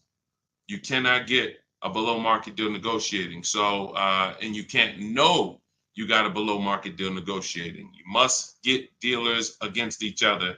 And that's what we do here. That's what Cars from Home is about. So start typing your questions. Who's car shopping now, or you will be over the next 12 months? Type me in the comments. Let me know if you are car shopping right now, or you will be over the next 6 months. Type me in the comments. I want you guys typing your questions, and we'll bring the first question into the show in about 10 seconds. All right. Shout out to the people who are, if you're car shopping now, let me know. All right, Dolan, I see we got our first couple questions. Let's get the show on the road. You guys can keep typing, and then we'll, as we get more questions, we'll keep it going. What do you think of drive time? Do you think it's a good option? Well, drive time, any website that does not put dealers against each other is not a good website. Most people are going to try to sell you on variety. And variety makes you think you're getting a better price. Give you an example. Carvana says, we have 50,000 cars for you to choose from. That's variety. It's no different than if you walk into the Lay's potato chip factory and you're looking at 100 different flavors you never saw before. They're all Lay's, and you're like, wow, y'all got sour cream and onion, but y'all got baked potato, all of this stuff. It's variety. But if they said to you, every single bag is $7.99, you don't have any competition. So you can't compare anything. You can't even compare them to what they would sell it for in the store, because you're in the factory where all of the variety is. That's how most of these websites operate. It's strictly variety, but variety doesn't drive down prices. Competition does. So you want every car you're buying, leasing, you want to look at 100. You want to know within 100 miles of me who has a car like this and who's willing to sell it to me for. What are they willing to sell it to me for? Because this is not the Apple store. My biggest thing I want to get across to you guys concerning this pricing is cars are not like the Apple store. You go into the Apple store in California, the iPhone 15 or 18 or whatever they come out with is going to be the same price as the Apple store in Florida, same price in New Jersey. It's not like that in car dealerships. Every dealer is selling their vehicles for a different price. Every dealer's best price is different. So if you're going to find the below market best prices, you need to be on websites and you need to be using tools that allow you to get multiple offers from multiple different dealers. And there's no websites that do that, so to speak, but our system in Cars from Home is what we use to do it. We're going to get multiple offers, look at all the used cars within 100 miles, screen them down, see which one is the below market lease, the below market deal. And we're going to do the same thing for purchases. We're going to reach out to 25 dealers online. Using my email scripts, we get 5 quotes. So then we pick the best one. Now, you can feel free to do that manually. If you want to actually manually try to call dealers and get multiple quotes, you can. But I recommend you don't talk to dealers. And that's why I created a system where you're just emailing. But even if you called around, if you're looking for a Honda Pilot and you got 5 different managers to give you 5 different offers, you're going to see they're going to be totally different. This one's going to be $29,000. This one's $31,000. This one's $38,000. This one's $32,000. Like, they're going to be totally different because every dealer has a different price, and 80% of dealers are overpriced. So you're going to be shocked at how overpriced some of these dealers are once you start to get multiple offers. But yeah, when it comes to websites, Christian, if they're not putting dealers against each other for us, if they're not allowing us to see where dealers rank against each other, it's trash. Even on used car marketplaces. Used car marketplaces need to be telling you what discount you're getting from the original price, which they're never going to do. They're used cars. If you've bought a used car in your life, I want you to type the letter U in the comments. If you've ever bought a used car, I'm going to tell you something right now that is that you're going to be like, wow, you're right. That's common sense. But no, none of us have ever done it. No one's ever done it. That's why I added it to my system. When you look at used cars on the marketplace, on the website, cars.com, Auto Trader, you're looking at them using algorithms to tell you if this is a good deal or a bad deal. They're looking at what all the cars are listed at, and they're saying this one's listed higher, this one's listed lower, this is a good deal, this is a fair price. That's trash, because what they should be telling you is what is the discount you're getting from the original price of that car. The original price of that car. That's all that matters. If that car was originally 50,000 and now they're asking 25,000, that's a 50% discount from the new price. That's all. Listen, during the pandemic, we had people going out, and you might have done it, and literally buying used cars for the same price as new cars and not really asking questions. And they didn't even really bother to see that the same price they're paying for the 3-year-old used car is the same price it was new. There's no discount. And that's what I call the true value discount. So they're never going to see that. What you would see if they did this is how it would look. This vehicle has a 1% discount from the new car price. This car has a 6% discount from the new car price. And you're going to be like, why the heck would I buy that? It's really no discount. You charge me the same price as what it was new. That's all that matters. But they're never going to do that, because then they have a bunch of people paying them to sell cars for them through their website, and the cars wouldn't be selling because people be like, yo, I'm not buying that. There's no value there. So that's what we need to know when we're getting a used car. That's the last step when we're narrowing down our used cars.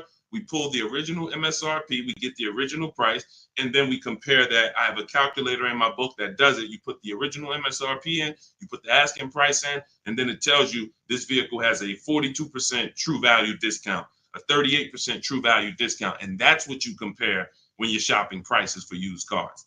Okay, everything that I'm talking about, if you're like, Deshone, I want the whole blueprint, I'm not going to remember this, you can go and get my new digital book. It's called Cars from Home, 7 Steps to Saving Time, Money, and Avoiding Dealerships. You'll know our system for screening down used cars. You'll know how to get the original MSRP. You'll have the true value calculator, and you can get your copy for 75% off as part of our welcome offer in my TikTok bio for 30 minutes, my Instagram bio, 30 minutes only, or YouTube comments or the Facebook comments. And you won't pay $97. You'll pay $24 if you get there before the 30 minutes is up. So go grab your copy. Come on back to the show. Catherine Marie, I have a 2022 Chevy Blazer, 40,000 miles. I want to trade in for a 2024 Kia Sportage. My credit is 530. Is it smart right now? I've never been late on payments. Smart is relative. Why are you doing it? If you just got a vehicle, you're right now driving a vehicle that it's depreciating like this. Whenever we get into so she used a curse word too. A lot of you know, if some of you may know if you've been on a stream with me before, what's the word she used that we don't use here? Some of you may know. I'm not, Catherine, you're new to the stream, so you don't know, but you're about to find out that there's a word. Let me see if anybody gets it. I'll tell you in 3 seconds. Okay. Trade. All right, trade. Why don't we use the word trade? Because you don't get anything, you don't get the value, the maximum value for anything trading it. So if I wanted to get rid of this phone, it's an iPhone 14, would I make the most money trading it, or would I make the most money selling it online on the open market? Would I get the most money trade or sell? Type into the comments. Y'all know, listen, I need you to lock in. Let's go. You know, the people who win with us are the people who are locked in. The whole world wants to distract you and have you focused on all of these things. None of this stuff is going to keep money in your bank account and make sure you're keeping thousands of dollars. You're paying thousands of dollars less. So lock in, focus, exactly. Trade. No, not WW. No, not trading. Yes, body, sell. Yes, open market. Exactly, Shiva. You're going to make the most money selling something on the open market, not trading it. So when in the past we used to have to, sell our cars on Facebook. We don't have to do that now. There's big companies that make us cash offers for our cars that literally write us a check the same day. CarMax, Driveway, Instant Kelly's Blue Book, Instant Cash Offer, Carvana, Auto Nation, and Car Gurus. That's 6 offers. CarMax, Carvana, Driveway, Kelly's Blue Book, Instant Cash Offer, Auto Nation, Car Gurus. 6 cash offers that we get in 20 minutes. This is in step 2 of my shopping process. This is called the equity assessment. Before you can go into your next car, you want to see what is the maximum value I can get for my current car or my current lease. Can I sell my current lease and make $3,000, $5,000? And if you didn't know you could sell a lease, type a question mark, because if you didn't know you could sell a lease, how much has that cost you already? Just not knowing that you can sell leases, just dropping them off to the dealership. And if there's $2,000, $3,000, $4,000 of equity, or like in the pandemic, some of us had 10,000 equity, 7,000, you're just giving it back to them, and you're wondering why they're saying, "Oh, good news, we could get you in this new car with no money down." That's because you have equity that they're most likely using for your car, because you don't know how to assess your own equity. So we do this ourselves. So when it comes to your, to me, you look like a lease person. You have a 2 to 3 year old vehicle right now that you're already replacing, and you should not be swapping cars. You're going to have a ton of negative equity, because unless you're putting big down payments down, every time you trade these cars in, Catherine, you're just moving all of the baggage from the old car over to the new car. And so you should be leasing, but you're buying.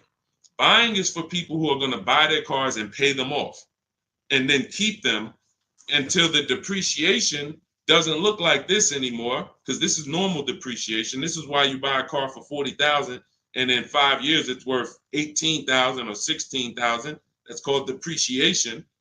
So, but you get to a point when you own a car where your depreciation looks like this. Your car, this is around 8 years. Now, your car today might be worth $10,000. Next year, it's worth $9,800, $9,200. It's not losing that much value anymore. But if you're not buying cars to get to this space, you're throwing money out the window, because you're losing thousands in depreciation. And then what you do is you're riding that sliding board of depreciation down to the bottom. And as soon as it's about to cool off, you say, "Oh, let me go get another car and let me ride it down to the bottom again." So you're literally replacing your vehicles in the point in time where you're losing the most money on the vehicle through depreciation. That's why you should not be buying. So now your credit is not in a place where you can lease. So what should you be doing? Building up credit to go into a lease. It's very simple. If I needed to lease, because leasing is going, and you'll see, we'll go over this in the stream. Leasing saves you a lot more money. For $530 a month, we got some people driving $40 and $50,000 vehicles, brand new with no money down. For those same payments, you're driving a vehicle that's less, but it's bigger than the payments. It's more about you not tying up your money in cars. That's what a lease is about, because you don't want to tie up money in a depreciating asset unless you're going to keep it a long time, long enough to let the depreciation cool off. You're tying up all of that money. It costs a lot to buy. A $25,000 car is $500 a month on a 5-year loan. Meanwhile, like I said, $500 a month on a lease, depending on the car, can get you a $40,000 car or a $50,000 car. You don't believe what I'm saying? Look at Zafrina. Zafrina is paying $579 a month. She's driving a $65,000 car, $65,000 Jeep Grand Cherokee. Look, this is $512 a month, a $40,000 Honda CRV. This was Jen's best bid. Now, these are not regular leases. These are what are called below market leases. So these don't, I know what you're thinking, Deshone. I saw the commercials. They all say you got to put money down when you lease. All of that is a commercial. Those are not deals. So the point is, what you got to understand, Catherine, is your first thing is to see is to determine why you're buying. And if I'm you, I'm staying in that car, and I'm getting my credit to the point where I can lease. You got a nice car, you have a solid car. You're going to switch that into a Kia. Your payment's going to go up, because if you go from that to a finance, another purchase, your payment's going to go up. You're going to have negative equity, and you're going to be no closer to leasing. So if you've never missed a payment, then you should be focused on getting your credit to about a 660, so that you can go. If you get to a 640 with a good payment history, you should be able to flip out of that Chevy Blazer into a brand new lease, and you can actually save money. Because if your payment has to be high. For a 2022 Chevy Blazer, you financed it, your payment has to be high. That's a $40,000 vehicle. So I'm guessing your payment is around like $700-800 a month. Depends on if you put money down, but you could be driving so much better car than that, or you could have a lower payment. So it's but you got to get your deal on the right foundation. Leasing is the foundation. Go ahead, Dolan. Leasing versus buying is the foundation. Most people are overpaying strict. It's not just they don't know how to make people bid. It's literally their deal is on the wrong foundation. They should be leasing, but they're purchasing. That's the problem. Negative equity all day long, high payments. They just always have them. What about with a low credit score? What is that? You're gonna have to. I need more info than that. I need more info than that. Like, relate that to your question. Are you trying to buy? Are you trying to lease? Like, what is? Give us a more detailed question, Santiago. Go ahead, Dolan.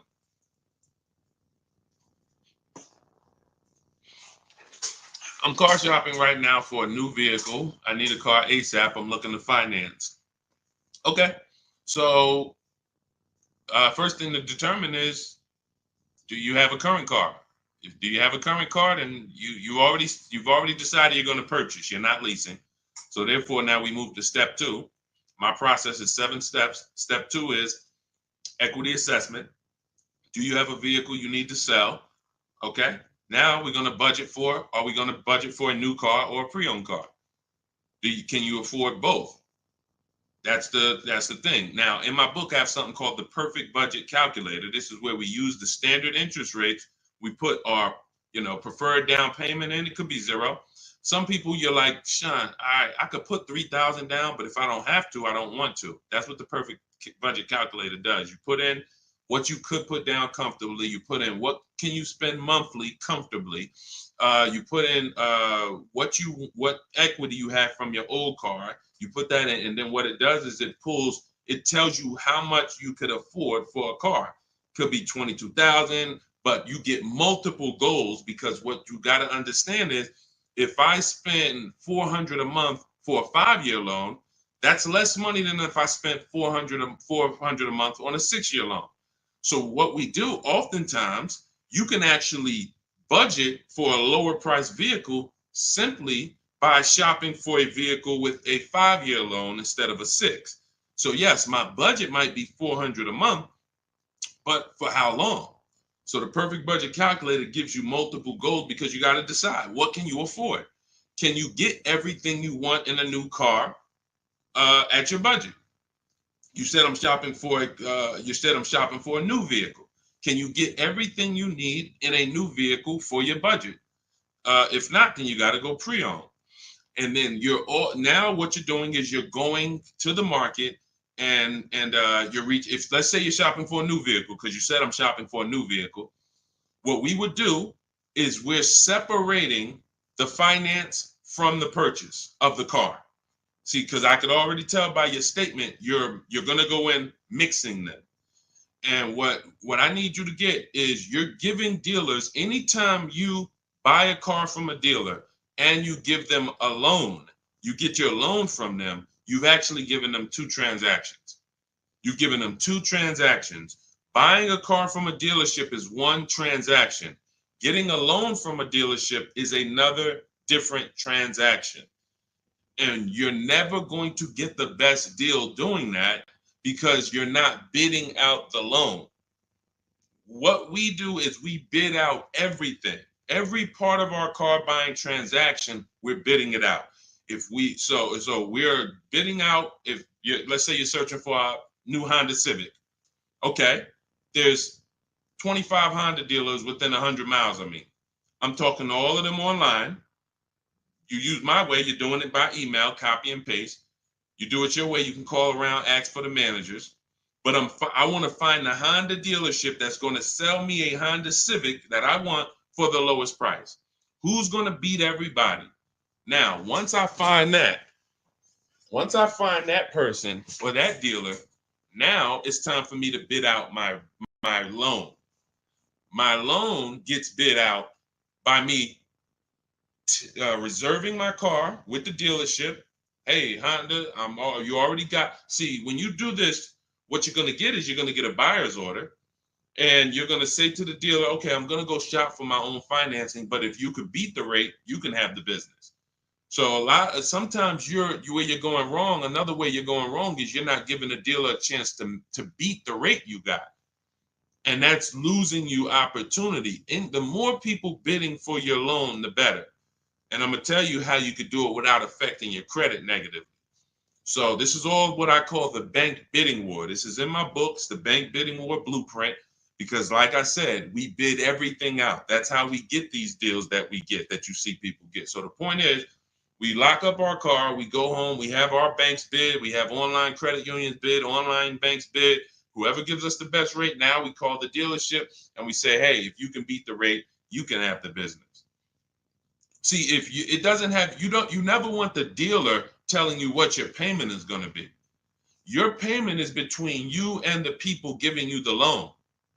But because you mix those transactions, you don't realize you're giving the dealer maybe $5,000, $7,000 of negotiating room in the car you want to buy. And then you're giving them another $3,000 of negotiating room in the loan.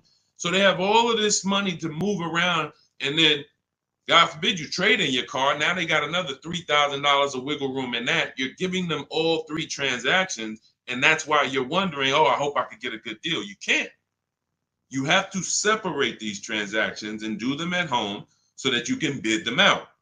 So that's what you would do. If that's a process I call the 25 to 5.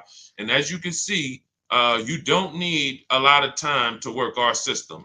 Ansley, I want to say, where's Ansley's deal? I think he got his car, he got his below market deal in like, look, he said right here, he said, I started the process Saturday. I accepted a deal Monday. Got the car delivered Thursday. So for those of you, if you're like, man, Deshaun, I need a car in 3 days. Ansley started the process using our process Saturday, accepted a deal on Monday. This does not take, this is a 90-minute to 3-hour process to get below market deals. This isn't days. I would never spend more than, I haven't spent more than 90 minutes to get any deal. My Infinity truck, all my leases I had, I never spent more than 90 minutes to get any of these deals. But you can see here, he got a 2024 Infinity QX60 Lux. MSRP was $58,000. Huge discount, multiple offers. He got a 1% lease. That's a $554 a month payment. It's a $58,000 vehicle. It's people paying $554 on $35,000 vehicles, leasing them. You got to understand, bidding is how we do it. Bidding is how we do it.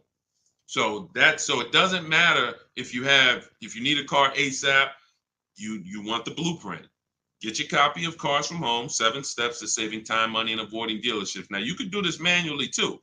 Again, I don't care how you get multiple offers. I prefer you to use our way because our way is proven. We have dozens and dozens of people that we can show you today, and we have hundreds of people you can see all over my pages and the comments who've been using this stuff since 2021.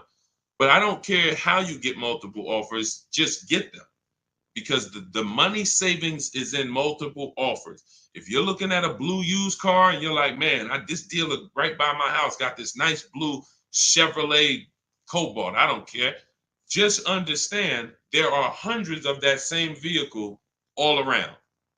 And that instead of, see, what they want you thinking is this is the only one like this, so that way you can come deal with them, and then whatever way you can negotiate, there you go. Once you understand that as an ex-car salesman, I can tell you, even the most rare G-Wagon, there's more than one of them. That's the most rare cars, there's more than one of them. Very few cars are one of one. And these mainstream cars, Hondas, Fords, Toyotas, when you see them on dealers, Mercedes, there's hundreds of this same car. My job, your job, is to get offers from multiple dealers so that you find the dealer who's going to sell you the car the lowest. Lock that into your mind. All right. And this is what the Cars from Home system is about. So grab your copy of Cars from Home, 7 Steps to Saving Time, Money, and Avoiding Dealerships. You'll have the whole blueprint. In my TikTok bio, you get yours for 75% off. That's my welcome offer to you. So normally the book's $97. It'll be in your inbox in 2-3 minutes. But if you get there before the 30-minute timer goes to 0, you can get your copy for 75% off, which is $25. In my TikTok bio, my Instagram bio, the YouTube comments, or the Facebook comments, get there before 0. All right? Go ahead, Dolan, shoot the next question up. Let's go. Can you negotiate a buyout from a lease? Not usually. I haven't seen it because your buyout price is set on the contract. So when you lease your vehicle, the buyout price is established and the bank has already determined what they're going to resell the vehicle for. So they estimate based on what you tell them you're going to use their resale value. So if you tell them you're going to use 10,000 miles per year for 3 years, they're expecting the vehicle to come back with 30,000 miles on it, and they're anticipating what their market value will be to resell the vehicle based on 30,000 miles. That's why when you bring the vehicle back with 40,000 miles, you must pay for that because they've already anticipated our sale is based on 30,000 miles and you brought it back with 40. No matter what dealers have told you, they have never made your mileage penalties disappear. You cannot make mileage penalties disappear. What they can do is they can cut them a check, which is rolling those mileage penalties into your next deal. That's what happens. But how many of you are getting calls from dealers saying, come on and we'll get you out of your lease early? Come on and we'll get you out of your lease early. Come on and we'll take care of the remaining payments. How many? Type me if you're getting those calls or if you're getting those letters. Hey, we'll get you out 6 months early. They're not doing anything but rolling your payments into the next car and hoping that you'll be okay with the new payment.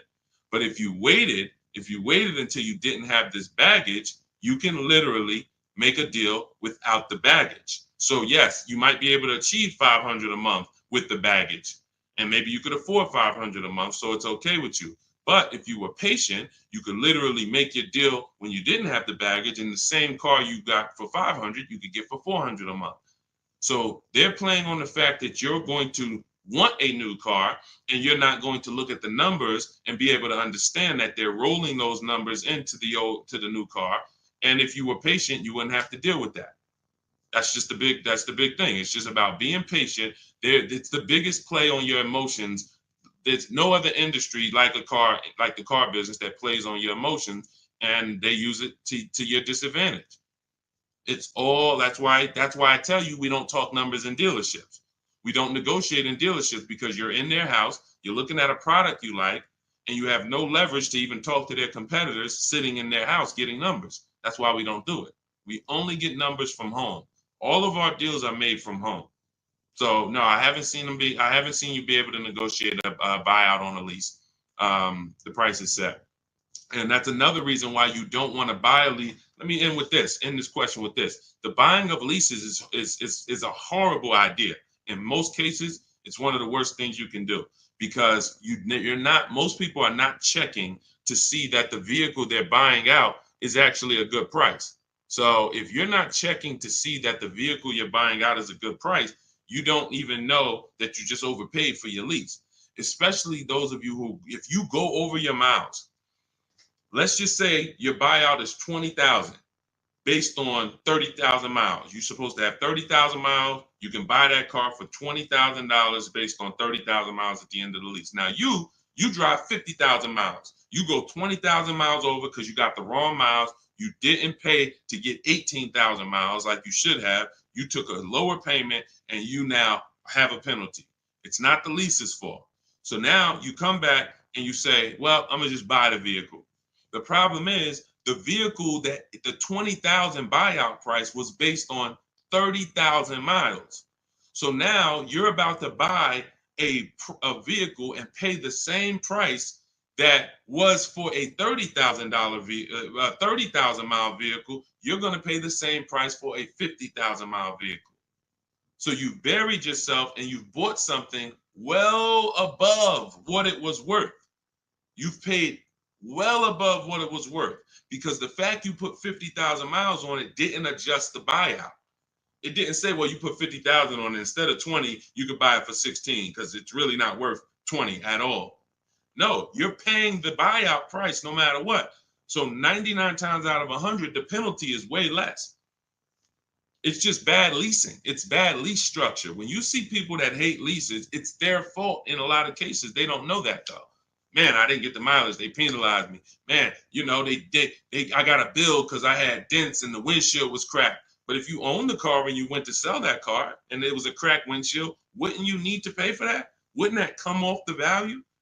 So you have to realize that leasing, you get charged for what you use. If you abuse the car, you're going to be charged for that. If your tires are bald, you're going to be charged for that. If you went to sell the car that you own to someone and it had bald tires, they would be like, all right, you got to lower the price. The tires are bald. So you pay either way. But when you get below market leases, it's not even a question. It's not even a question. That's what's leading you guys wrong. So anyway, I know that wasn't a question about leases, but it was a question about lease buyout. But I use it as another opportunity to tell you how much not understanding leasing is hurting you. It's hurting your bank account big time. Go ahead, Dolan. Big time, not small. $5,000-$6,000 every car you get. You should be leasing, but you're buying. $5,000-$6,000 minimum every car you get. You're overpaying. It's not even close. Go ahead, Dolan. Shoot the next one up. I see we're getting a lot of questions, and let me try to speed through a lot more of these. What's going on? Oh, QT, good to see you, Senator. Always on point. Let's hook up. All right, Senator. I don't know who you are, but hey, listen. TikTok knows I'm shopping for a car today. Listen, lock in, Tifa. Lock in. Could everybody hit the like button? Everyone who hits the like button, if you support good content and you're like, listen, I need to help spread this because my friend might be going out buying a car today and they might be getting, listen, they need this. So appreciate everybody who hits the like button. Appreciate everyone on TikTok, double tapping the screen, running those likes up. We can't spread this message without you. All right, Chef Champion. What do I do if I bought a Jeep Grand Cherokee and the value decreases faster than the payoff? That's normal. That's normal. See, and now watch this. It's based on your loan. So now, again, you want to remember this. This is a basic lesson on depreciation. If we learned this in school, everyone would be just fine because you come out of school understanding depreciation, leasing, and buying, and you understand how you're going to beat this and not get caught up in this. So when you buy your vehicle, the Jeep is here. The depreciation is here. The next day, if you buy a vehicle for $40,000, you go back the next day, it's not worth $40,000. You've already owned it. It already has 10 miles on it. Even if you didn't drive it, literally because it's been owned, it's depreciated. So it went from 40 to 36 the day you bought it, 34 the day you bought it.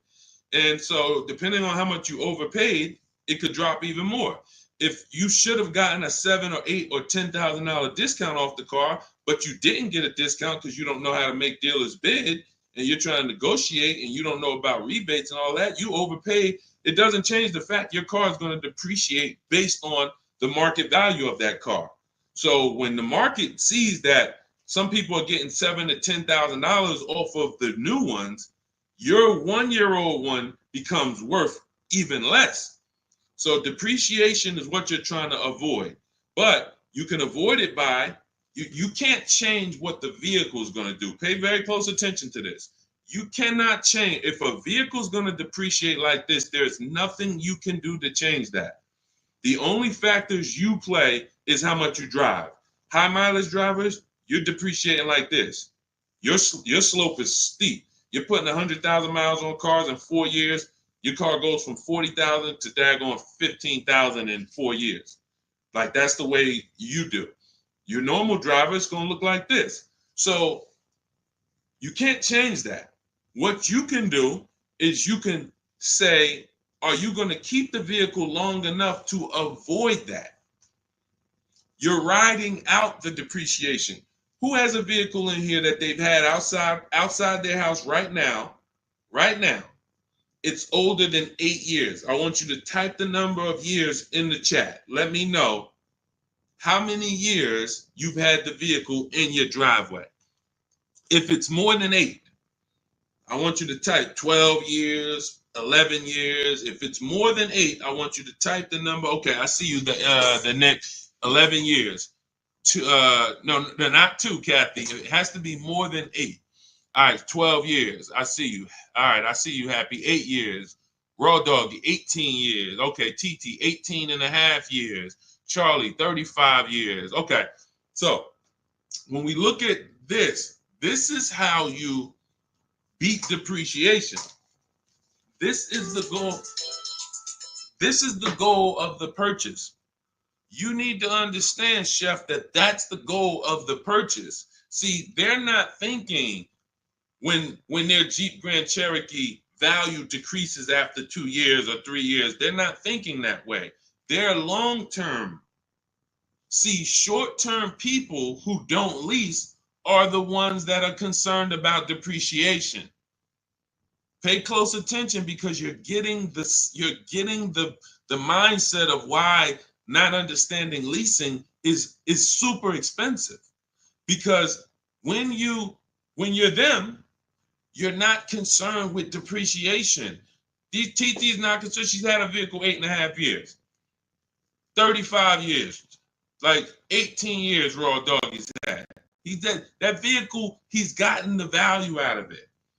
And the more you keep the vehicle, the more value you get out of it. But if you're short term and you're looking to swap that vehicle out and go get another one, you are heavily concerned with depreciation, heavily. And the solution is you should be leasing. Let me show you someone who has a Jeep Grand Cherokee. Let me show you. Do I have Raphael? Where's she at? I don't even know if I have Raphael's deal, but I want to pull it in, because this was her second deal using our bidding system. Here we go. Now look at Raphael. So now she gets a 2024 Jeep Grand Cherokee, $45,000 MSRP, $46,000 MSRP, $549 a month. $549 a month. Look, 3 weeks. $549. So now when you look, I'm not even going to show you Zafrina's deal. She got a $65,000 electric Jeep, $579 a month. So when you compare what it costs them to drive these trucks, brand new, no money down, they literally give them $579, drive off. Raphael gave them $549, drove off in her truck. That's different than you buying this whole Jeep Grand Cherokee. Same price vehicles they're buying, call it close to $50,000. No money down, you're leaving out at $900 a month, $1,000 a month. You might put 10 grand down, or you might throw your trade in there as a down payment to get to $800 a month. But you're not getting to a $600 payment on a Jeep Grand Cherokee buying it. Maybe you bought a 3-year-old one and you might be paying the same payment as they're paying. But think about this. Why would I pay the same payment? Because some of you are like, oh man, Deshone, I buy used cars. Is that better than leasing? Not if you're a short-term person. Because what you're doing is, you take somebody like Raphael, she's pulling up $549 a month, brand new $50,000 Jeep Grand Cherokee, $46,000 Jeep, what's the MSRP? $46,000 Jeep Grand Cherokee Limited. Now you got that same vehicle, but you bought it used. So instead of $46,000, you found one for, let's say 20. Let's say instead of 46, you got a nice one, 28,000. 28,000. Let's round it up with taxes. Be generous. Let's just say 30,000 with taxes. What's the car payment on that, people? What is the car payment on a vehicle that is $30,000? Type into the chat. Some of you know, based on our $5,000 rule, what's the car payment on a vehicle for $30,000? Thank you, Happy. $600. Thank you. I love, man, my people on point, man. I'm proud of you. I'm proud of the people that's on point, locked in. I know y'all. I don't have to worry about y'all. So $600 a month. Now look at this. That's if we found a used one at a great price, 20-something thousand, high 20s with taxes. We at 30. So we're leaving out the dealership paying $600 a month for a used vehicle, 3 or 4 years old, 1 year warranty left, or potentially no warranty after a year. So versus someone who's driving a brand new $65,000 Jeep Grand Cherokee electric, $579 a month, or like Raphael, who's driving her limited for $549 a month. She's pulling up next to you in the same vehicle, but the new version, you're paying more than her. This does not make financial sense, and there's no way to justify it because you're not getting the money back. If you were going to say, Deshone, yeah, I'm paying more now, but in 3 years, 5 years, 6 years, when I sell this thing, watch how much I get back. If that was the case, then it'd be different. That's not the case. You don't get the money back that you put into these cars. That's why the people who learn from me, who get below market leases, we're never putting the money in the car. We're putting hundreds of dollars, couple hundred in. We're driving these brand new cars. We get the mileage we need. We adjust the mileage. If you need 12,000, you get 12. You get 18. You need 18,000, you get 18,000. You need 25,000, you get 25,000 mile a year leases. But you don't buy these cars, tie up all this money, not get it back when you trade them in, and then go and do it over and over again and just stay in this depreciation cycle. Just stay in this depreciation cycle all the time. You're living in this depreciation cycle. You're never getting to the people who we talked about 8 minutes ago who are here, keeping their cars 18 years, 12 years, 10 years, where their depreciation is like this. This is the reward for purchasing. If you're not trying to get here, you should not be purchasing. You should be shopping for below market leases. So you can't beat depreciation in the short run, Jeff. To answer your question, to wrap this up, you're trying to beat depreciation in the short term. You cannot do it. The car is going to depreciate, and it doesn't matter the payoff. You could have took a 3-year loan. You would be paying more. Your loan would be going away quicker, but you probably took a 5 or 6 year loan, God forbid a 7-year loan. Now your loan's not going to move fast at all, but the car's value is always going to move. So the key is, this is step 1 in my book. We need to know, are we putting our deal on the lease foundation or the purchase foundation? How are we going to beat depreciation? Long-term ownership, 8+ years, or below market lease? Those are the only 2 ways. That's the only 2 ways to beat depreciation. That's step 1 in my book, the most important question. Okay?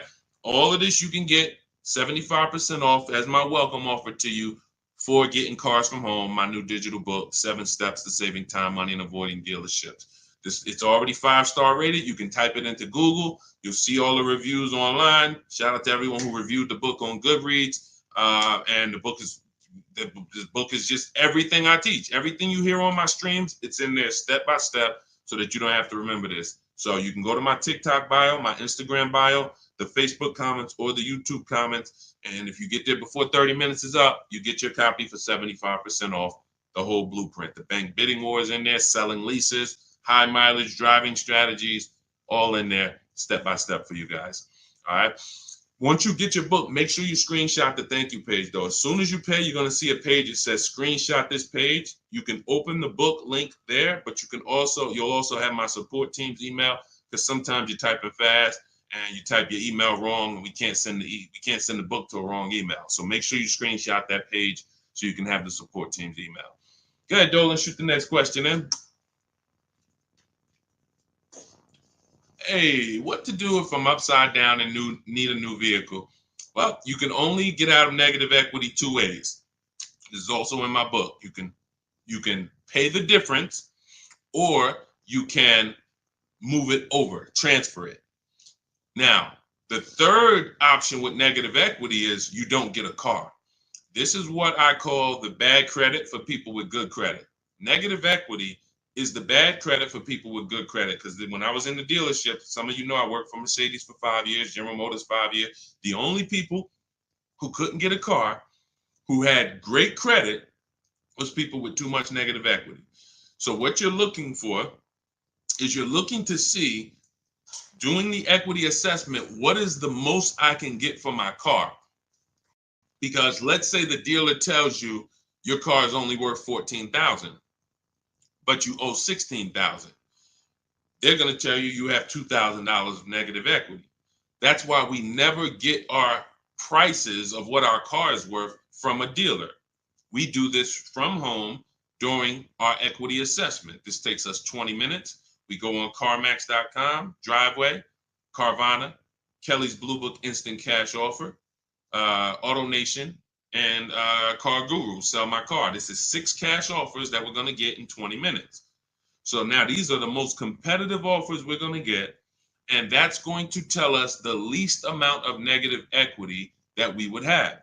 So if the highest bidder from the online buyers pays you 18 and you only owe 19, then you have $1,000 of negative equity. I would come up with 1,000 and sell to the highest bidder.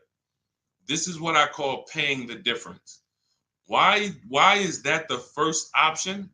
Because you can now shop your car deal, get bids for your new car, and you don't have to bring over baggage from your old car. Now, your baggage from your old car wouldn't be a bad thing if you could guarantee that whoever, all right, let's say CarMax wants to pay you 19 for your old car, but you can't pay the difference. You owe too much more than that, and you can't pay the difference. Now you have to transfer, or you have to, use this word we don't use, which is trade. You have to trade. The only time that you can't get bids for your old car to maximize the value is in a negative equity situation. That's why we don't like it. So now, instead of me being able to sell my car in the open market to the highest bidder, I need the dealership that I buy a car from to add my negative equity to the deal. And the bad part about it is there's no guarantee they're going to give me the same thing Carvana was going to give me. If Carvana was going to give me 19 and they were the highest offer, there's no guarantee the dealership that I'm buying from could match Carvana's offer. In most cases, they can't. They're going to say, hey, that was Carvana. It's worth 19 to them. It's only worth 17 to us. That's the most we could pay. And they're not lying in a lot of those cases. They can't. First of all, they've already won the bid to sell you a car. They beat all their competitors. Now we want them to win another bid and beat all the people who wanted to buy a car from. That's just not going to happen in most cases. So you end up with more negative equity when you have to trade, because the dealer who ends up able to, absorb your car does not can't pay you what some of these online companies can. So I always say, get the online companies offers first.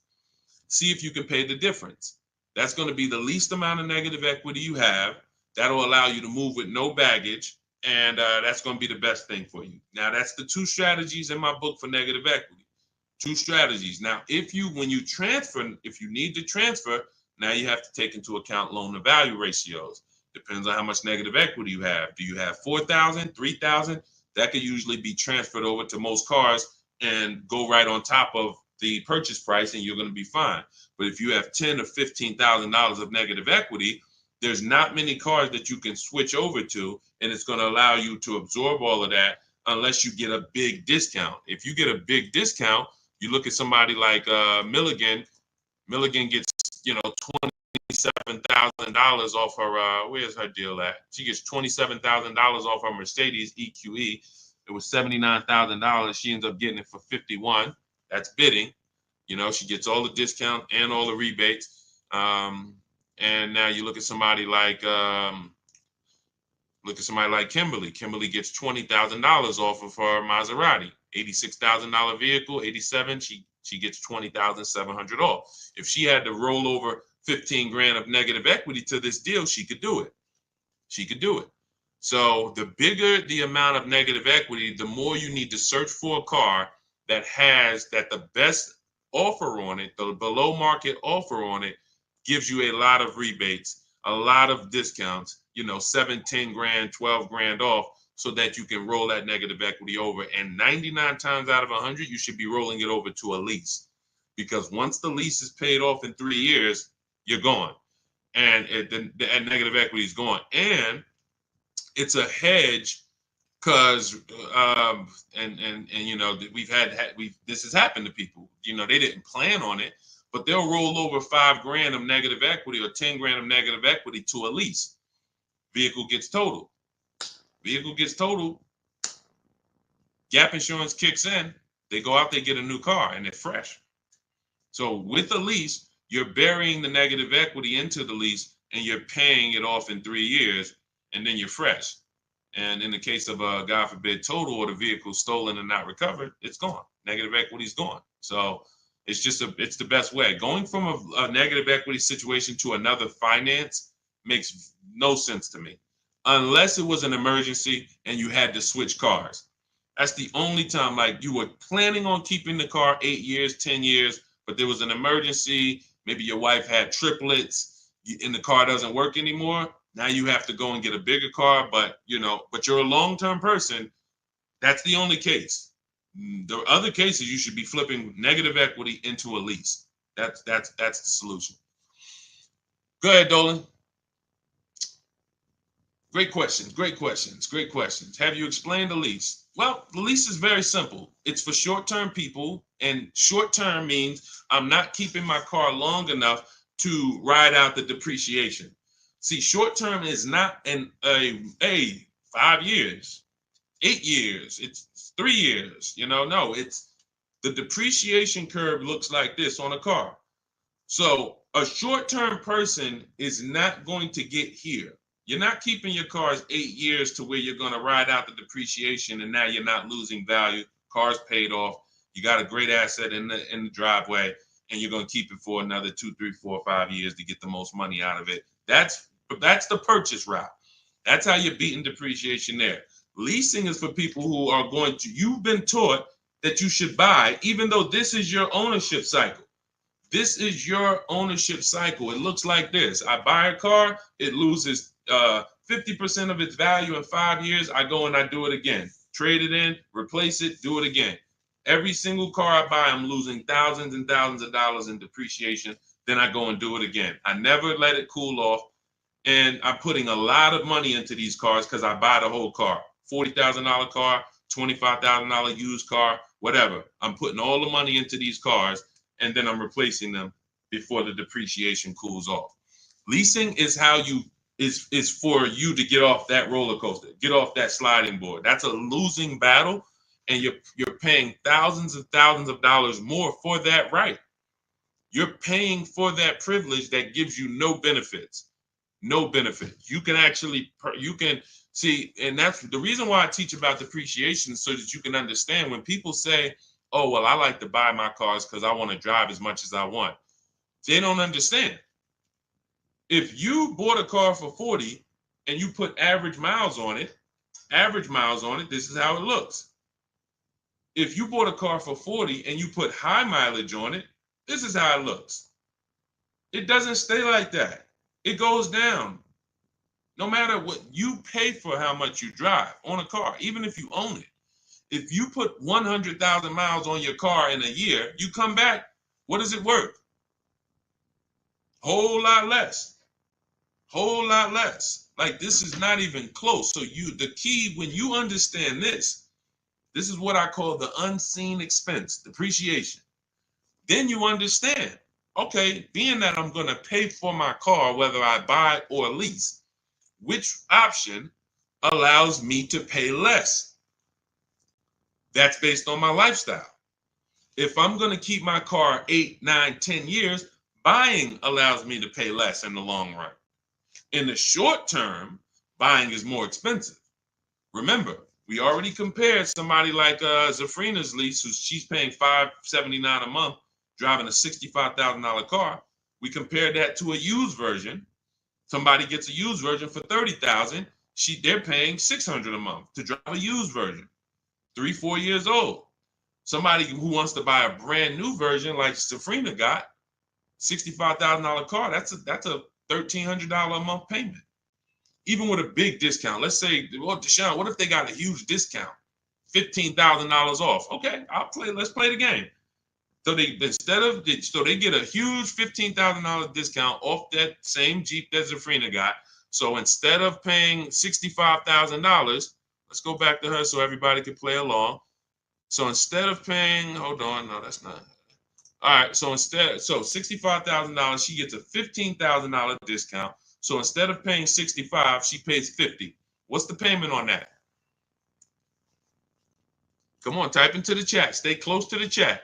She gets it for 6. She gets it for 50. Huge, big discount. What's her payment on a $50,000 purchase?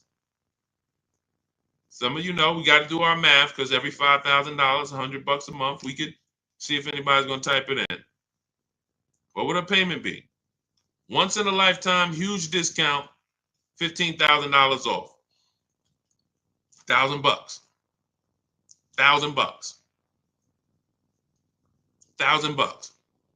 So let's compare these three so that we can understand that this is not even close.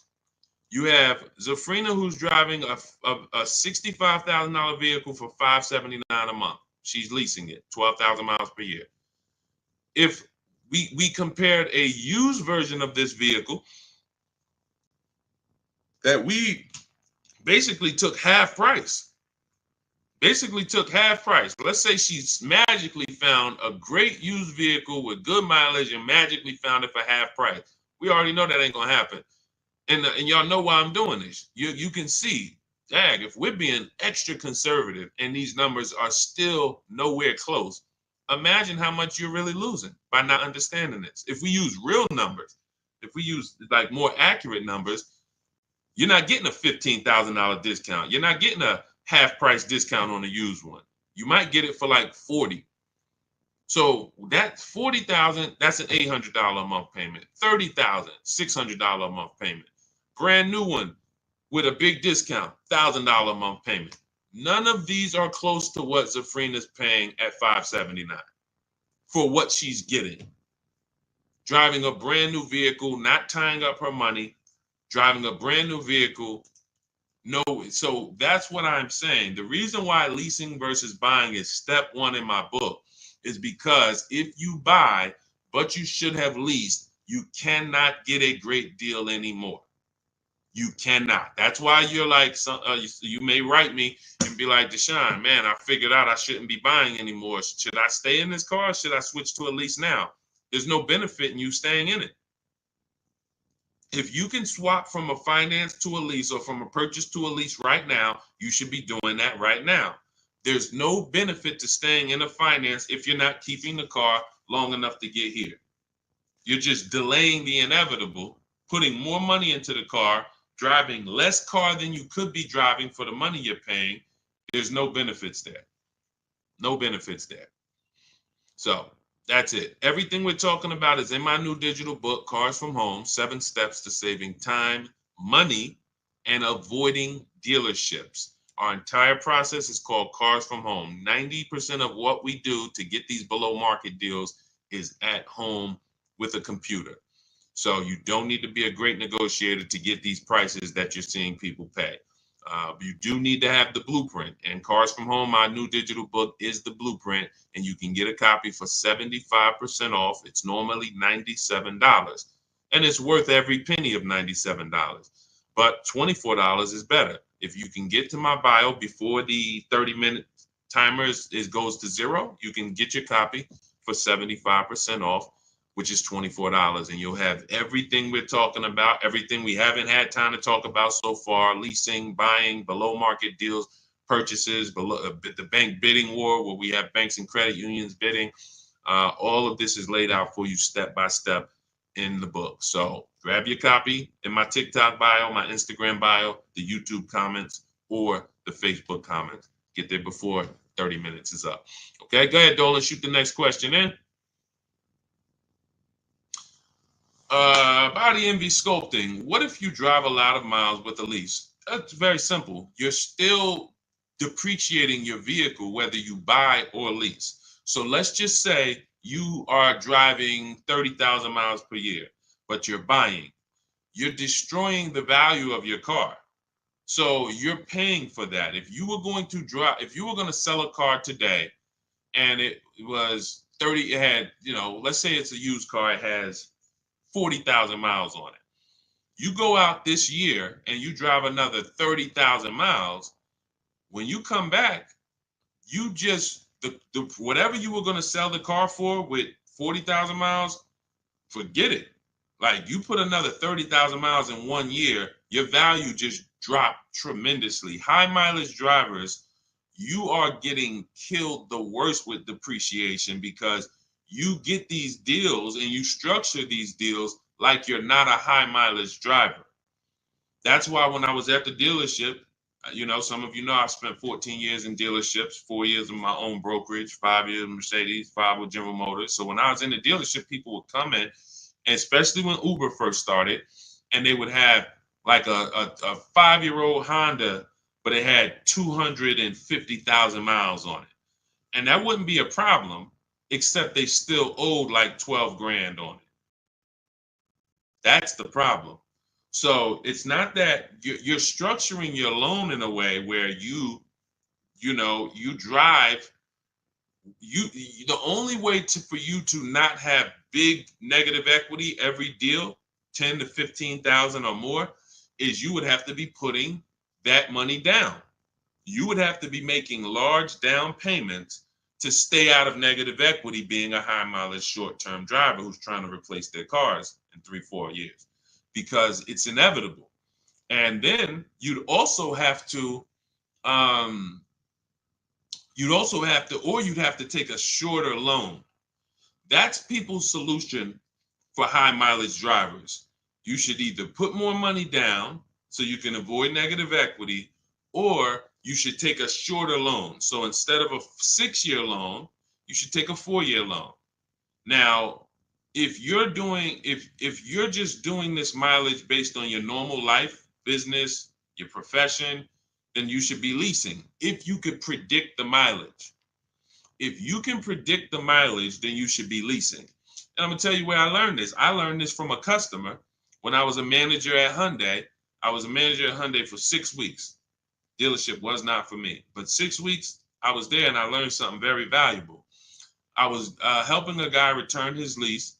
He had a Hyundai Sonata, and I looked at the mileage because we have to get the mileage at the end of the lease. It's 72,000 miles.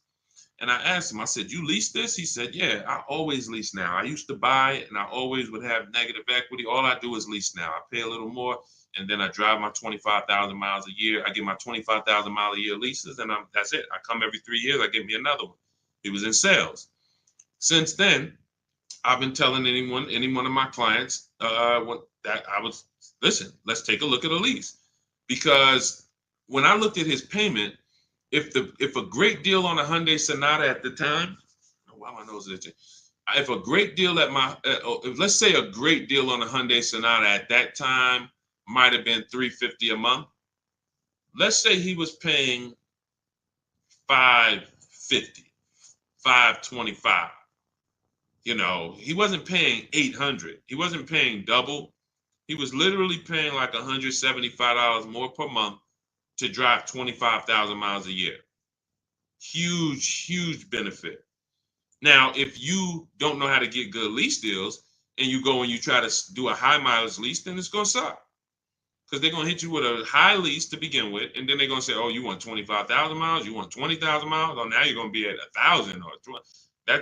But if you do like what Jen did, Jen she uses our system. She gets her bids for her Honda CRV hybrid, very popular vehicle, has been for the last 3 years. She gets a $39,000 vehicle, $512 a month, no money down.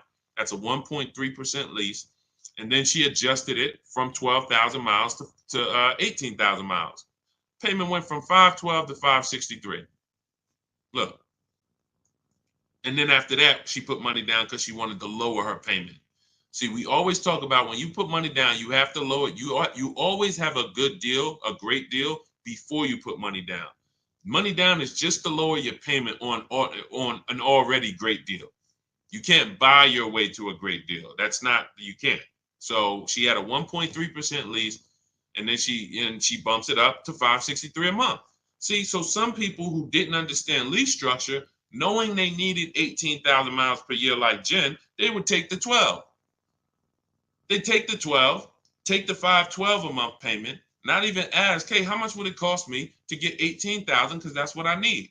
She pays $45 more per month. She drives 18,000. She could bring that vehicle back with 60,000 miles on it in 3 years, and she could do it again and get another one. And she's not taking the depreciation hit. She's paying a small amount to drive that vehicle over the next 3 years. That's the benefit of getting below market lease deals.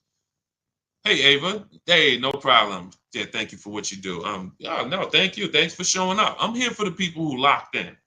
You know, that is what I'm here for. I'm here. I want you guys writing me, sending me your deals, sending me your offers, sending me what you get when you pick up your car, saying, hey, go into Goodreads, adding your reviews to the book, because that's what matters. That's all that matters. I hold myself accountable to what the people do. That's it. No, I don't, when I set out to teach, it was all about, God, we have to deliver a system where people can get the same results I get. If you can't get the same results I get, then it sucks. It's not a system. It's not a system. That's why I show all the people who I can on these streams without showing them all day. I could show 100 people on a stream, but then we just be sitting here looking at people all day long. All right. All right. So listen, y'all, we've been on for a little over an hour. Look, everything that if you're like, Deshaun, I want the whole blueprint, you can get it for $24. It's normally $97. This is my new digital book, Cars from Home, 7 Steps to Saving Time, Money, and Avoiding Dealerships. Everything about below market deals is in there step by step. There's 7 steps in our system. 7 steps. First step is the most important question. How many years are you keeping the next vehicle? The second step, what did I say? First step? First step is the most important question. Second step is the equity assessment. Third step is deal structure. Fourth step is shopping, not buying. Fifth step is multiple offers. Sixth step is paperwork and protection. Seventh step is delivery. 7 steps to below market deals for leases, purchases, new cars, used cars, all step by step. So you can get your copy as part of my welcome offer for 75% off. You won't pay the normal $97 price. You can go to my TikTok bio or my Instagram bio, or click the link in the YouTube comments or the Facebook comments, but it's only for 30 minutes. If you visited the site and the timer hit 0, then unfortunately, welcome offers away. The book is still worth every penny of $97. It'd still be one of the most valuable books, but $24 is better if you can get there before the 30 minutes is up. So keep me posted. We'll be back for more streams. Hold on, let me see this. Lease a car. When leasing a car and you don't use all your mileage, do they give you a refund at the end of the lease? No, Raw Doggy, but that's why we assess our equity. So take somebody like my mother. She's a low mileage driver. Her lease is up on her Mazda. We assess her equity. If the vehicle has retained value because of the lower mileage, we're going to sell that and put money in her bank account. So even if we have a vehicle, leasing is also a hedge against vehicles for vehicles that don't lose value a lot, be it through natural depreciation or be it through I bought 15,000 miles. I thought I was going to use it, but I only use 10,000 miles a year. So now I'm 15,000 miles under. Okay. Let's assess the equity. Let's see if we can sell that vehicle, put $2,000-$3,000 in your pocket, and then now that's a bonus. You basically leased and got a rebate at the end. Kind of new to this, where's the bio to get your book? Raw Doggy, you click the picture of me on TikTok. There's a picture of me right up here. If you're on Instagram, same picture of me. It'll take you to my profile, and you'll see a website there, a link. There's a link there, and then you click that, and then click the button that says 75% off new book. Okay, all of you who have been asking about the Shop with Deshaun program, you can certainly go to my bio and see if you qualify for that. I do shop with certain people all around the country for people who want a more personalized learning experience. Some of you are done with you. You might be a done with you person. So if you're a do-it-yourself person, that is the blueprint. Cars from Home, 7 steps to saving time, money, and avoiding dealerships. That is the blueprint. But if you're a done with me person, if you like to do things with people, personally, then you could also go to my bio and you can get information about the Shop with Deshaun program. I don't care how you do it. Just get in where you fit in, get multiple offers, unlearn what you've been taught, or I can't even say what you've been taught. If you think about it, no one taught you to buy a car. They programmed us. We didn't go into school. We didn't learn. This is how it was like. It was a programming. So that's why we have to unlearn that and relearn the new way. And then, the success is guaranteed. So God bless you. I will see y'all on the next stream. Everyone who got the book, congratulations. Use it. Win all day. God bless you.